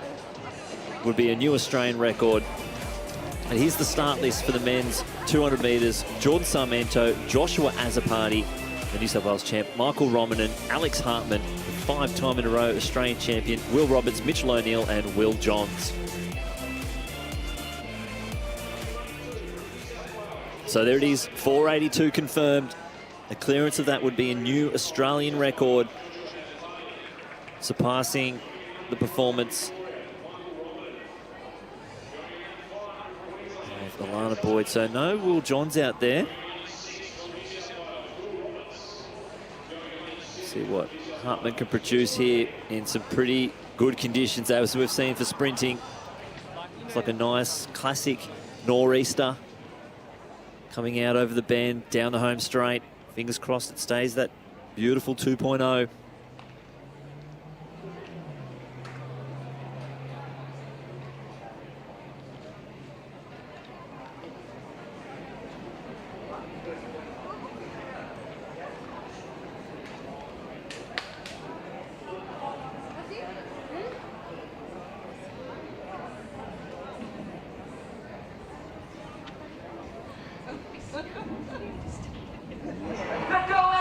Away here in the A-race, 200 metres, fast start there from Hartman. Rominen those moving beautifully on the inside, the Victorian, as they come into the home straight. It's Alex Hartman with the lead. What's his strength in the home straight? Azzopardi's not going the way either. Will Roberts there is moving beautifully. Azzopardi though found some extra speed down the last 50 metres and he takes the win, 20.98. A brilliant last 50 metres. When Hartman gets into the home straight, normally he pulls away from him, but the New South Wales champion has just gone sub 21 for the first time. And the leg speed of Josh Azzopardi didn't come off the bend as fast. Normally we'd be close to leading, but just here the afterburners turned on, and I don't know what happened, but he flew away. Will Roberts as well, flashing home. So the New South Wales 1-2 just went 1-2 at the Sydney Track Classic. Fantastic run for Josh Azzopardi. I'm sure he's brought all of Camden out to watch. He's wearing the Camden stripes. Hopefully get the win for that. Oh, plus 0.2, so even better. He ran 21.03 at the New South Wales Champs, so he's knocked that down to a new personal best. Luckily, because that men's B race was a 2.1. And there it is, 20.95 for Josh Azzopardi. Will Roberts, 21.08. Michael Romanen, 21.17. And Tamsin is down trackside with the winner, Josh Azzopardi. Josh, first time under 21 seconds. You looked like you were pretty pumped after that one. It's been a big thing for me and my coach. We've been chasing it for a while, and to go so close to it last week, it was good to come out here in front of a big crowd and, you know, pull it off. Well, you mentioned the state championships. You did win that 200-metre state title, but it was an interesting weekend for you, wasn't it? It was interesting, yeah. Ended up in the semi for the 100. Got called disqualification. And then me and my coach, when I took it a protest because we knew I was in good shape. Ended up running really well in the final, so yeah, just stoked. So for the national titles, the 100, 200 program is pretty tough to do. Will you be just focusing on that 200? I'm not too sure. Not too sure, yeah, we're going to take it comp by comp. I'm down for both, but I don't know, my 200's coming good, so 200 might be the go-to. Well done, Josh. Great run. Thank you well very done much. on your PB. Thanks, guys. Just all business there. Hopefully we can get that, you know, a 1-2 double available, even the 2-4 double.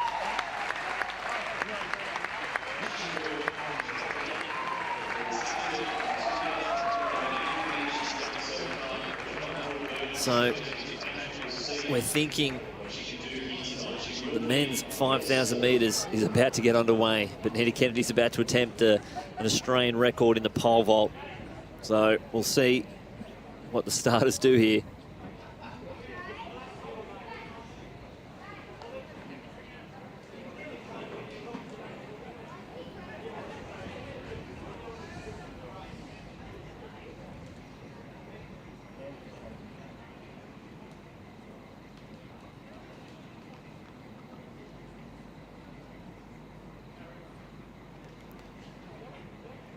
So first attempt for Kennedy, 482.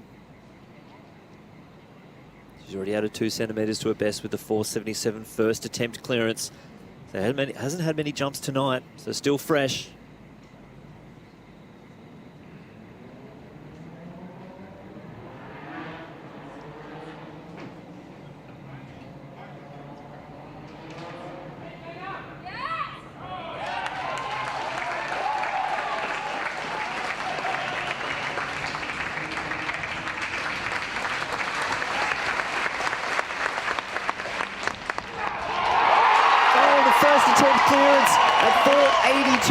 That is a new Australian record. She's added 7 centimetres to her PB tonight. How much higher can she go? 4 metres 82, the highest pole vault by an Australian female in history. Nita Kennedy, new Australian record holder. Unbelievable. Straight over to coach Paul Burgess there, the team. That is huge. And there's still more left in the tank. Now, the Oceania record we mentioned before is quite some distance away, 494, but she's in a purple patch here. She just, look at this instant replay as we get it too. Bang, oh, loves it. Here we go, this is a close-up for us. Powering down the runway, no fear, straight up, and there's a bit of space there. Nearly lost it on the celebration. I can understand the excitement, but that is unbelievable. I'm very curious to know what comes next. as the men's 5,000 metre championships. The final event on the track is underway here. We run through the start list, 22 in the field. Andrew Buchanan, Cameron Griffith, Matthew Clark, Kieran Tall, Brett Robinson, Matthew Ramsden, Andre Waring, Ben Buckingham, Cody Shanahan, Ryan Gregson, Dave McNeil, Jack Rayner, Liam Adams, Jude Thomas, Daniel Canala, Adrian Potter, Jack Bruce, Matthew Hudson, Tim Vincent, Max Stevens, Isaac Hain, and Liam Gorman. Whew.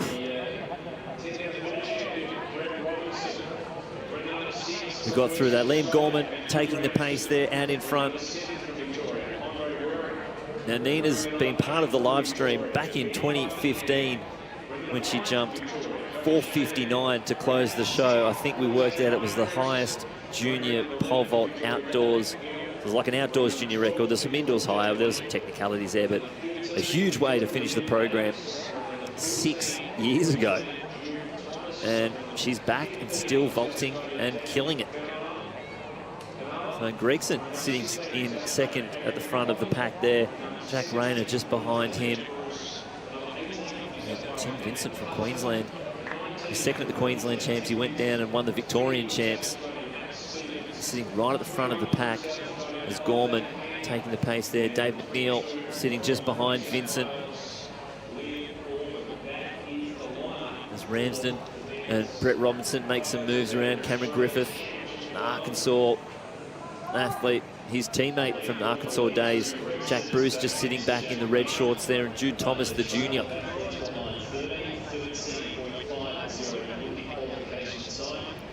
So the bar going to 487 next up for Nina Kennedy, adding another 5 centimetres to it.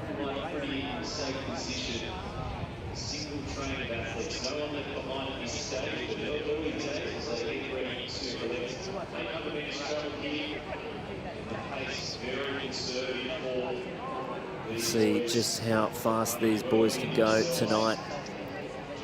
The wind, you saw in the 200s, the girls had 2.0. The B race had a 2.1, but then the men's A race had a 0.2. So it'd be interesting to see how quickly that settles down. No real major moves though at the moment. So Liam Gorman's pacing. It's great to see this in single file. See Jude Thomas sitting in probably about 10th there. He's making some moves around the outside past Bruce. Bruce decides to jump on the back of that. And Jude Thomas is going to sit behind Brett Robinson. Jude is a very brave young runner from up in Queensland. He led the Queensland 3,000 metre championships basically the whole way until Callum Davies kicked down. They went stride for stride. Callum going 7:59 and Jude going 8 flat, breaking I think it was like a 40-year-old record, Queensland record. He'll be looking for the world under 20 qualifying mark. Jude Thomas. So there's a few stories out there in this race. That's 14:12 for Jude, if you can get that.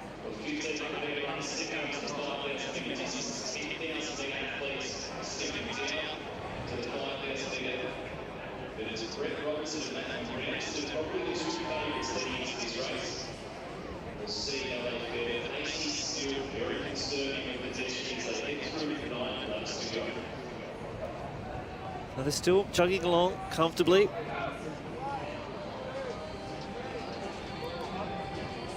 Gregson and Rayner not changing positions at the front there. A few ins and outs behind them.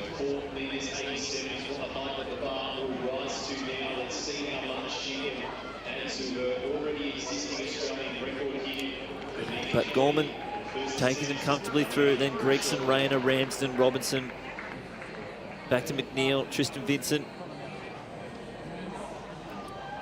And then Jude Thomas. Now, we caught up with Matt Ramsden during the week on this, just the experience he will gain from running the 5,000 metres here in Sydney. Yeah, I think it's that, and also I haven't had much experience in the event, so I think I've got to just get as much experience under my belt now as possible, because in the next few years I probably might be like a better 5K guy. And like, it's weird to think a year ago my PB was 14:03 and now I can run like probably in the 13.0s. So yeah, I think that's the main reason Nick's just getting me to a lot of 5Ks, just so when I am competitive at majors over 5K, like I have enough experience to actually be good. You see, you might have just seen to the left, Max Stevens just pulling out as they come into the home straight. The pacemaker, Liam Gorman, stepped on the track about a lap earlier and just came to a screeching halt, the pace.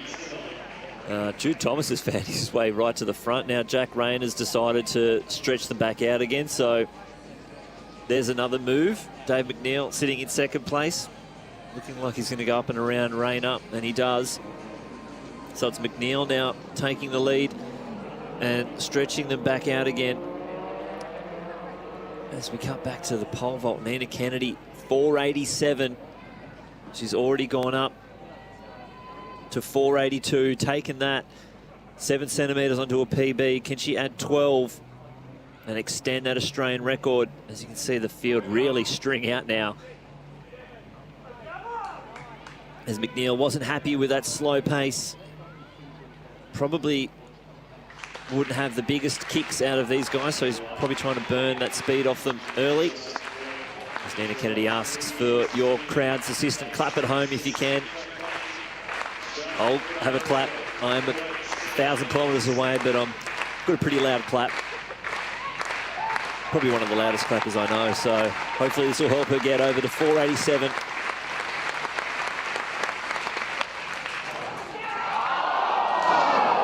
Oh, tough time for the stream to freeze on that pole vault. Let me hang in there for a little bit. But Dave McNeil with Rayner, Gregson, and then Robinson, Ramsden, and Buckingham now on the back of that lead group of 6 athletes. Jude Thomas sort of stuck in no man's land. It looks like it might be Isaac Hayne trying to close that gap and get up to the front. 6 laps to go.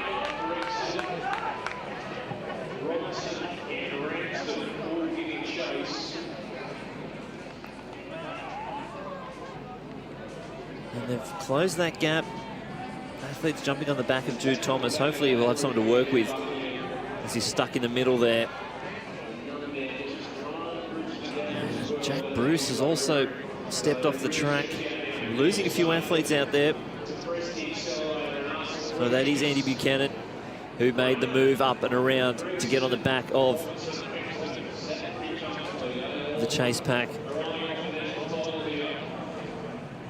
So Jack Brucey hit the rail and has rolled his ankle, unfortunately, so that's why we won't see him continue in this race. So Buchanan's going to have to try and get onto the back as quick as possible. He's sort of stuck there in the middle. McNeil, Rayner, Gregson, Robinson, Ramsden, Buckingham, just losing touch from that pack.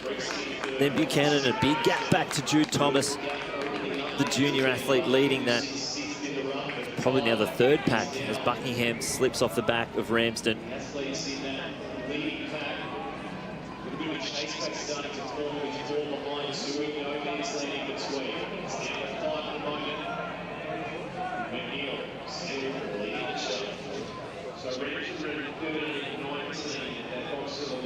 They're still looking pretty comfortable out in front, McNeil.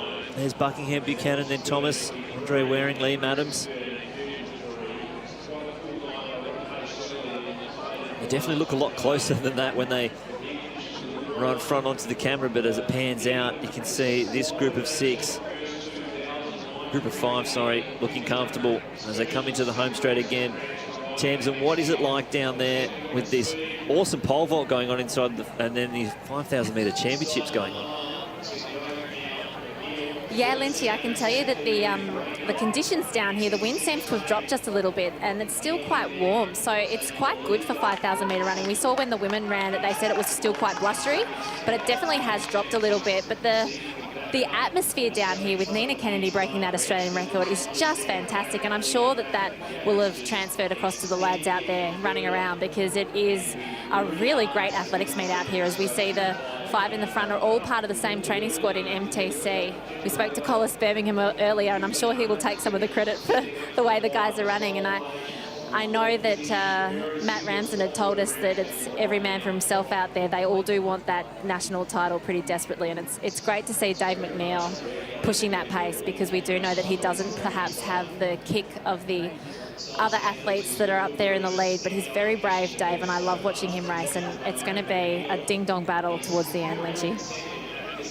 Well, brave Dave McNeil, just coined his nickname, I guess. Now he's out there taking this pace out in front. Nina Kennedy walks back for her second attempt at 4:87. So it's Rayner, then Robinson, Ramsden and Gregson tucked in behind. Going out into lane 2, Buchanan and Buckingham have come back to the pack, so hopefully they can do some work together there and look to maybe close the gap. But Gregson's just off the back now. McNeil, Rayner, Robinson, the Zatopek champion for this year / last year.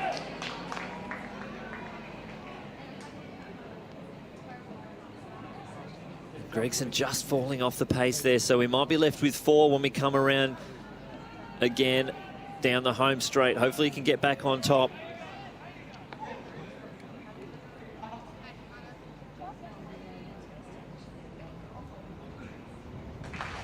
We're working together, Nina Kennedy, asking for your support.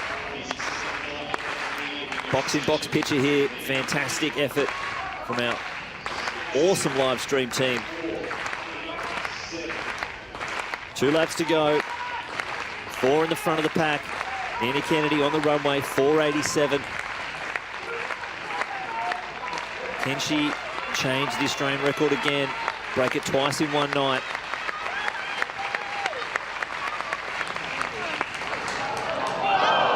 Oh, that was a fantastic attempt. Oh. It's there. It's there tonight, I reckon. 2.5 laps to go, and it's Brett Robinson now out in front. 1.5 laps to go, sorry. And the Zatopek champion for this year has found himself in the lead. 2013 World Champs finalist in the 5,000 metres, 2016 Olympic finalist in the 5,000 metres. He knows how to make a final, especially in the 5,000, and he's out in front. They're going to get the belt with Robinson and Ramsden. 1-2 at the moment. Rayner sitting in 3rd place, and Dave McNeil as they get the belt. It's going to be a long run from home. You would think Ramsden, with his 1,500 metre speed, should have a kick, but you wouldn't count out Brett Robinson, who was a finalist at the World Under-20 Champs in the 1,500 metres as well. This is all about bragging rights at training. With 2:70 to go, though, Ramsden's made a big run from home. He took out the Box Hill Burns 2nd place behind Stu McSwain. And it's a massive kick from Ramsden. 150 metres left to go. He's going to come into the home straight. And this is going to be his first Open national title in the 5,000 metres. He'll try and get the 1,500 metres at Nationals, but he's going to take out the 2021 Australian Championship for 5,000 metres, 3:30.00 on the clock. Brett Robinson finishes in 2nd place, with Jack Rayner getting the bronze medal. Dave McNeil, who took the job of pushing the pace after the pacemaker came off, takes 4th place. Gregson crossing there. And 13:50 on the clock. A lot of our other athletes who were in the B race, 2 of them getting under. Let's see if we can get a few more under the 14 minutes. I'd love to see where Jude Thomas finished then. I think he may have gone 13:50. Hopefully we've got a few new athletes under 14 minutes. It's hard to catch them as they come across the line. But Matt Ramsden is your Australian champion for 2021 in the 5,000 metres, his first Open national title. And I'm sure he would have expected it to be in the 5,000 metres before this year, but can't take that away from him. So Jenny Blundell and Matt Ramsden. So confirmed 13:53 for Jude Thomas, the junior. That is sensational. He's just beat the world under-20 qualifying mark by 19 seconds. That is outrageous. What a run from Jude Thomas. But there's your Australian champion. Anyone at home who was tipping the 5,000 metres, did they have Jenny Blundell, Matt Ramsden as your Australian champions? Or did you have Sekafine and Ramsden as your firsts to cross the line?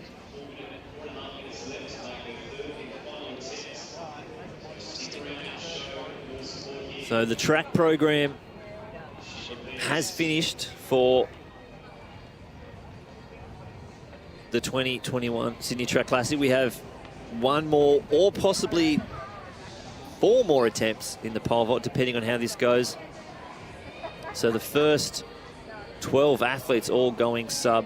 Ramsden 13:29.99, Robinson 13:31.97, Rayner 13:34.68, Dave McNeil 13:36.08, Ryan Gregson 13:44.31. There's the world under-20 qualifier for Jude Thomas, 13:53.25, Liam Adams 13:53.74, Hudson 13:54.48.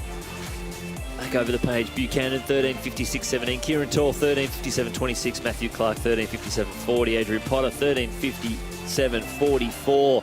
Andre Waring getting so close to sub there.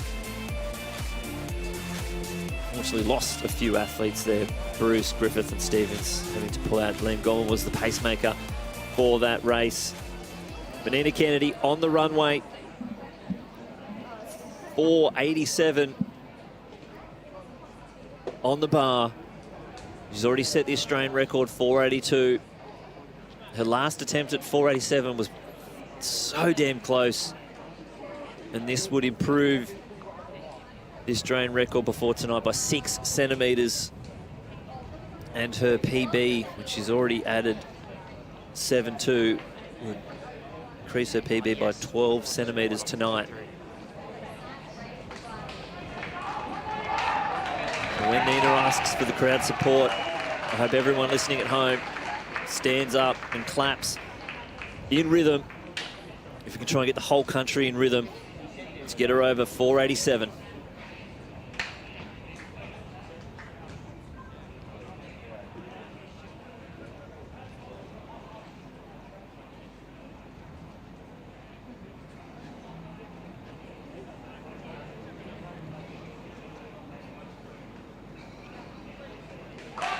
There it is, the call for the clap. If you're in the crowd, if you're at home, stand up and clap for Nina Kennedy's last attempt at 4:87.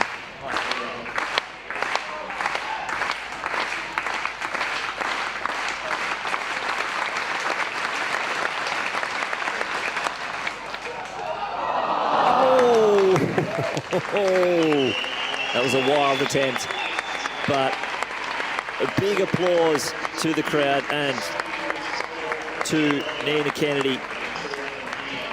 2 West Australians have closed the program for us here at the Sydney Track Classic, with Ramsden taking out the 5,000 metre men's championship, and Nina Kennedy, a brand new Australian record, the highest female pole vaulter we've had in Australian history, 4:82, adding 1 centimetre to the 2016 height that Alana Boyd set on her local track. Fantastic to see Nina. Thank all the officials for their work there. And we can go down to trackside with Tamsin with the winner of the men's 5,000 metres, Matt Ramsden. Matt, we spoke earlier in the week about what your goal would be for these national championships, and you said it wasn't about the time, it was about the win, so you got a big tick there. Yeah, that's my first proper national title, so couldn't be more pleased. Also, probably the first proper championship race that I won as well. Usually it's just like a straight pace, and then Stewie would kick away at the end or whatever like that. But today it was up and down pace the whole way. So I think that was a big positive to take away for myself as well. Well, that's what you could find at major championships, isn't it? If you were to, say, step up to the 5,000 at the Olympics, that's pretty much the way that a first round would be run. Yeah, exactly. So that kind of just showed that I am good enough for the Olympics to make a final lap, maybe, if I did choose to do the 5K. Is it about getting those two events under your belt? Because we know that you're fabulous at 1,500 metres. You do have that Olympic qualifier, but it is a pretty tough event to make the team, even in Australia at the moment. Is it about getting two chances? Yeah, the 1,500 is still definitely my preference, but it's just good to have options. Like anything in life, if you have options, it means you're going all right. I like it. Matt, well done. Thanks for the life advice, but also well done on that first Open National Championship run. Well done. Cheers, thanks, Tamsin. Well, as I'm sure we'll see some inspirational posters on people's walls now with, you know, if you're doing anything good in life, you've got options. So here's the women's shot put result. Big throw there from Burnett, the multi-event athlete, taking it out 14.41 from Sally Shockery, Alicia Pearson, and Yasenika Denethauthau. Now, hopefully we're not too far away from catching the new Australian record holder, Nina Kennedy, but what a night of track and field at the Sydney Track Classic. It's been fantastic just to see so many of our great athletes together in one place. And the Sydney Track Classic holds a special place, or it should hold a special place in everyone's heart. And here is that 482 first attempt, massive effort there. Just ridiculous, and you can see the emotion, the relief, the joy of taking that Australian record.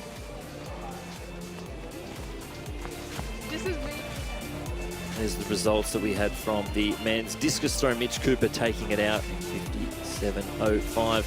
Daniel Kirk, Air 44 athlete, 51.56. Alec Diamond, saw him in the hurdles. We saw him in the long jump down at the Canberra Track Classic, the decathlete, 45.63.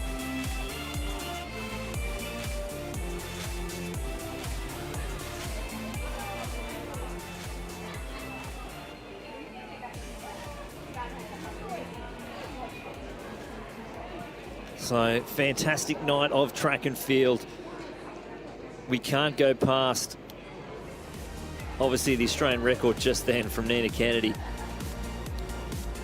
Olympic qualifiers for Riley Day in that 200 metres, 22.77. As you can see on the screen, the women's triple jump result, 12.86 for Erin Guy to take that event out down on the back straight. We saw Curtis Marshall earlier in the program, 57.75, so 5.75. We saw Danny Stevens back in action. She was hoping for something over 60 metres and ended up with 63.30. Saw Jenny Blundell take out the Australian title in the 5,000 metres. We just saw Matt Ramsden do it in the men's event. Of course, Andrea Sekafine, the Canadian, taking line honours there in that 5,000 metres. Saw Liz Clay back in action, going sub, just like it's another day for her over the hurdles. Nick Huff, fantastic. Lyndon Hall taking the 800 metres, going out with the pacemaker and leaving everyone in the dust in that first lap. Peter Bolt going back to back. Jack Lund, second place, going sub 147 for the first time. Julian Conley in the start of the program, 16.40 in the triple jump for the men. Alex Hulley opening the program with the hammer throw victory. There's the boys. It's the national championship. Time to get those medals. Fantastic that we still have the medal dais from the Sydney Olympics right there. It's a fantastic opportunity to jump on that. Now we do finally have her. Nina Kennedy, your new Australian record holder, is with Tamsin. I am trackside with the new national record holder for the pole vault, Nina Kennedy. What a fabulous series of vaults. Well done. Thank you. Now, we spoke to Paul earlier, and he told us earlier in the week that every time you've gone out to vault this season, he's expected you to jump that national record. Is that how you've thought the season's been going? Yeah, so like most comps, we went from 470 to like straight to Australian record 482. So I'm just happy that it's done and I got it tonight. So yeah. That first feeling when you knew that you'd cleared that bar and you were falling down, it looked like it was one of the best feelings in the world. Yeah, well, like I said, I've attempted it about 5 to 6 times this season, so just to nail it on my first attempt, everything, yeah, so happy. Paul, what did you think of her vault over that national record? You're the coach? It was an amazing jump. She cleared it by a lot too, so I think it was just it was a matter of time, and she just had to get it right. And I think today we chose to go 77, then 82 to try and change the pattern that we've been doing of going 70 straight to 82, and I think that was just a good little circuit breaker to get it done. So, you know, I mean, it was just she hit it out of the screws. I love it. And you've been vaulting on new poles, haven't you? So it's pretty tough to get used to the new poles as you're learning to jump those high heights. Yeah, so I've had like my last 2 comps where I've jumped on new poles and it hasn't like quite worked. So, yeah, got new poles. I actually used Alana Boyd's ex-record holders pole, so thanks Alana, shout out. That is a cool story right there. So the last national record holder, Alana Boyd, who's an Olympic finalist, and you know, I think she finished 4th at her last games that she competed at, lent you her poles, or gave you her poles. I don't think she needs them anymore. That's a great story. Nina, where to from here? Because, you know, once you're jumping those heights, people are going to start talking about what you're capable of in Tokyo, and it's going to be, I'm pretty sure, they're going to start talking about being on that podium. Yeah, I guess we'll go to Brisbane and just get practice at those high heights. You know, every competition I compete against myself basically at those heights. So in the Olympic final, there's going to be girls jumping 80. So I just need to practice at those high heights. That's why we went 87 tonight. I really couldn't be bothered because, like Paul said, just do it. You need to practice. So yeah. It's pretty cool having a coach like Paul who's a 6-metre vaulter, isn't it? Yeah, it's pretty cool. No, it's awesome. It's so good. And I'm getting asked to ask you, what do you think of Paul's hat? Yeah, I have an Akuba as well, so I'm a big fan. I love it.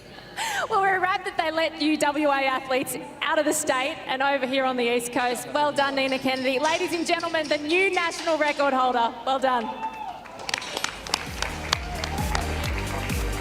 Well, what a fantastic night of track and field here. Of course, there's Julian Conley. Multiple fist pumps for his season best effort there. Curtis Marshall leading off the pole vault, 575. Had a few great cracks at 490. The men's shot put, fantastic effort. How could we forget a new world record in the B race of the 5,000 metres? Michael Roger, T46, almost going sub, going 14 flat. Thank you for watching the City Track Classic. I'm Nat Lynch, Tamsin New on trackside, and we'll be back again in 2 weeks' time for the Queensland Track Classic, which is a Continental Tour Silver Meet. See you there.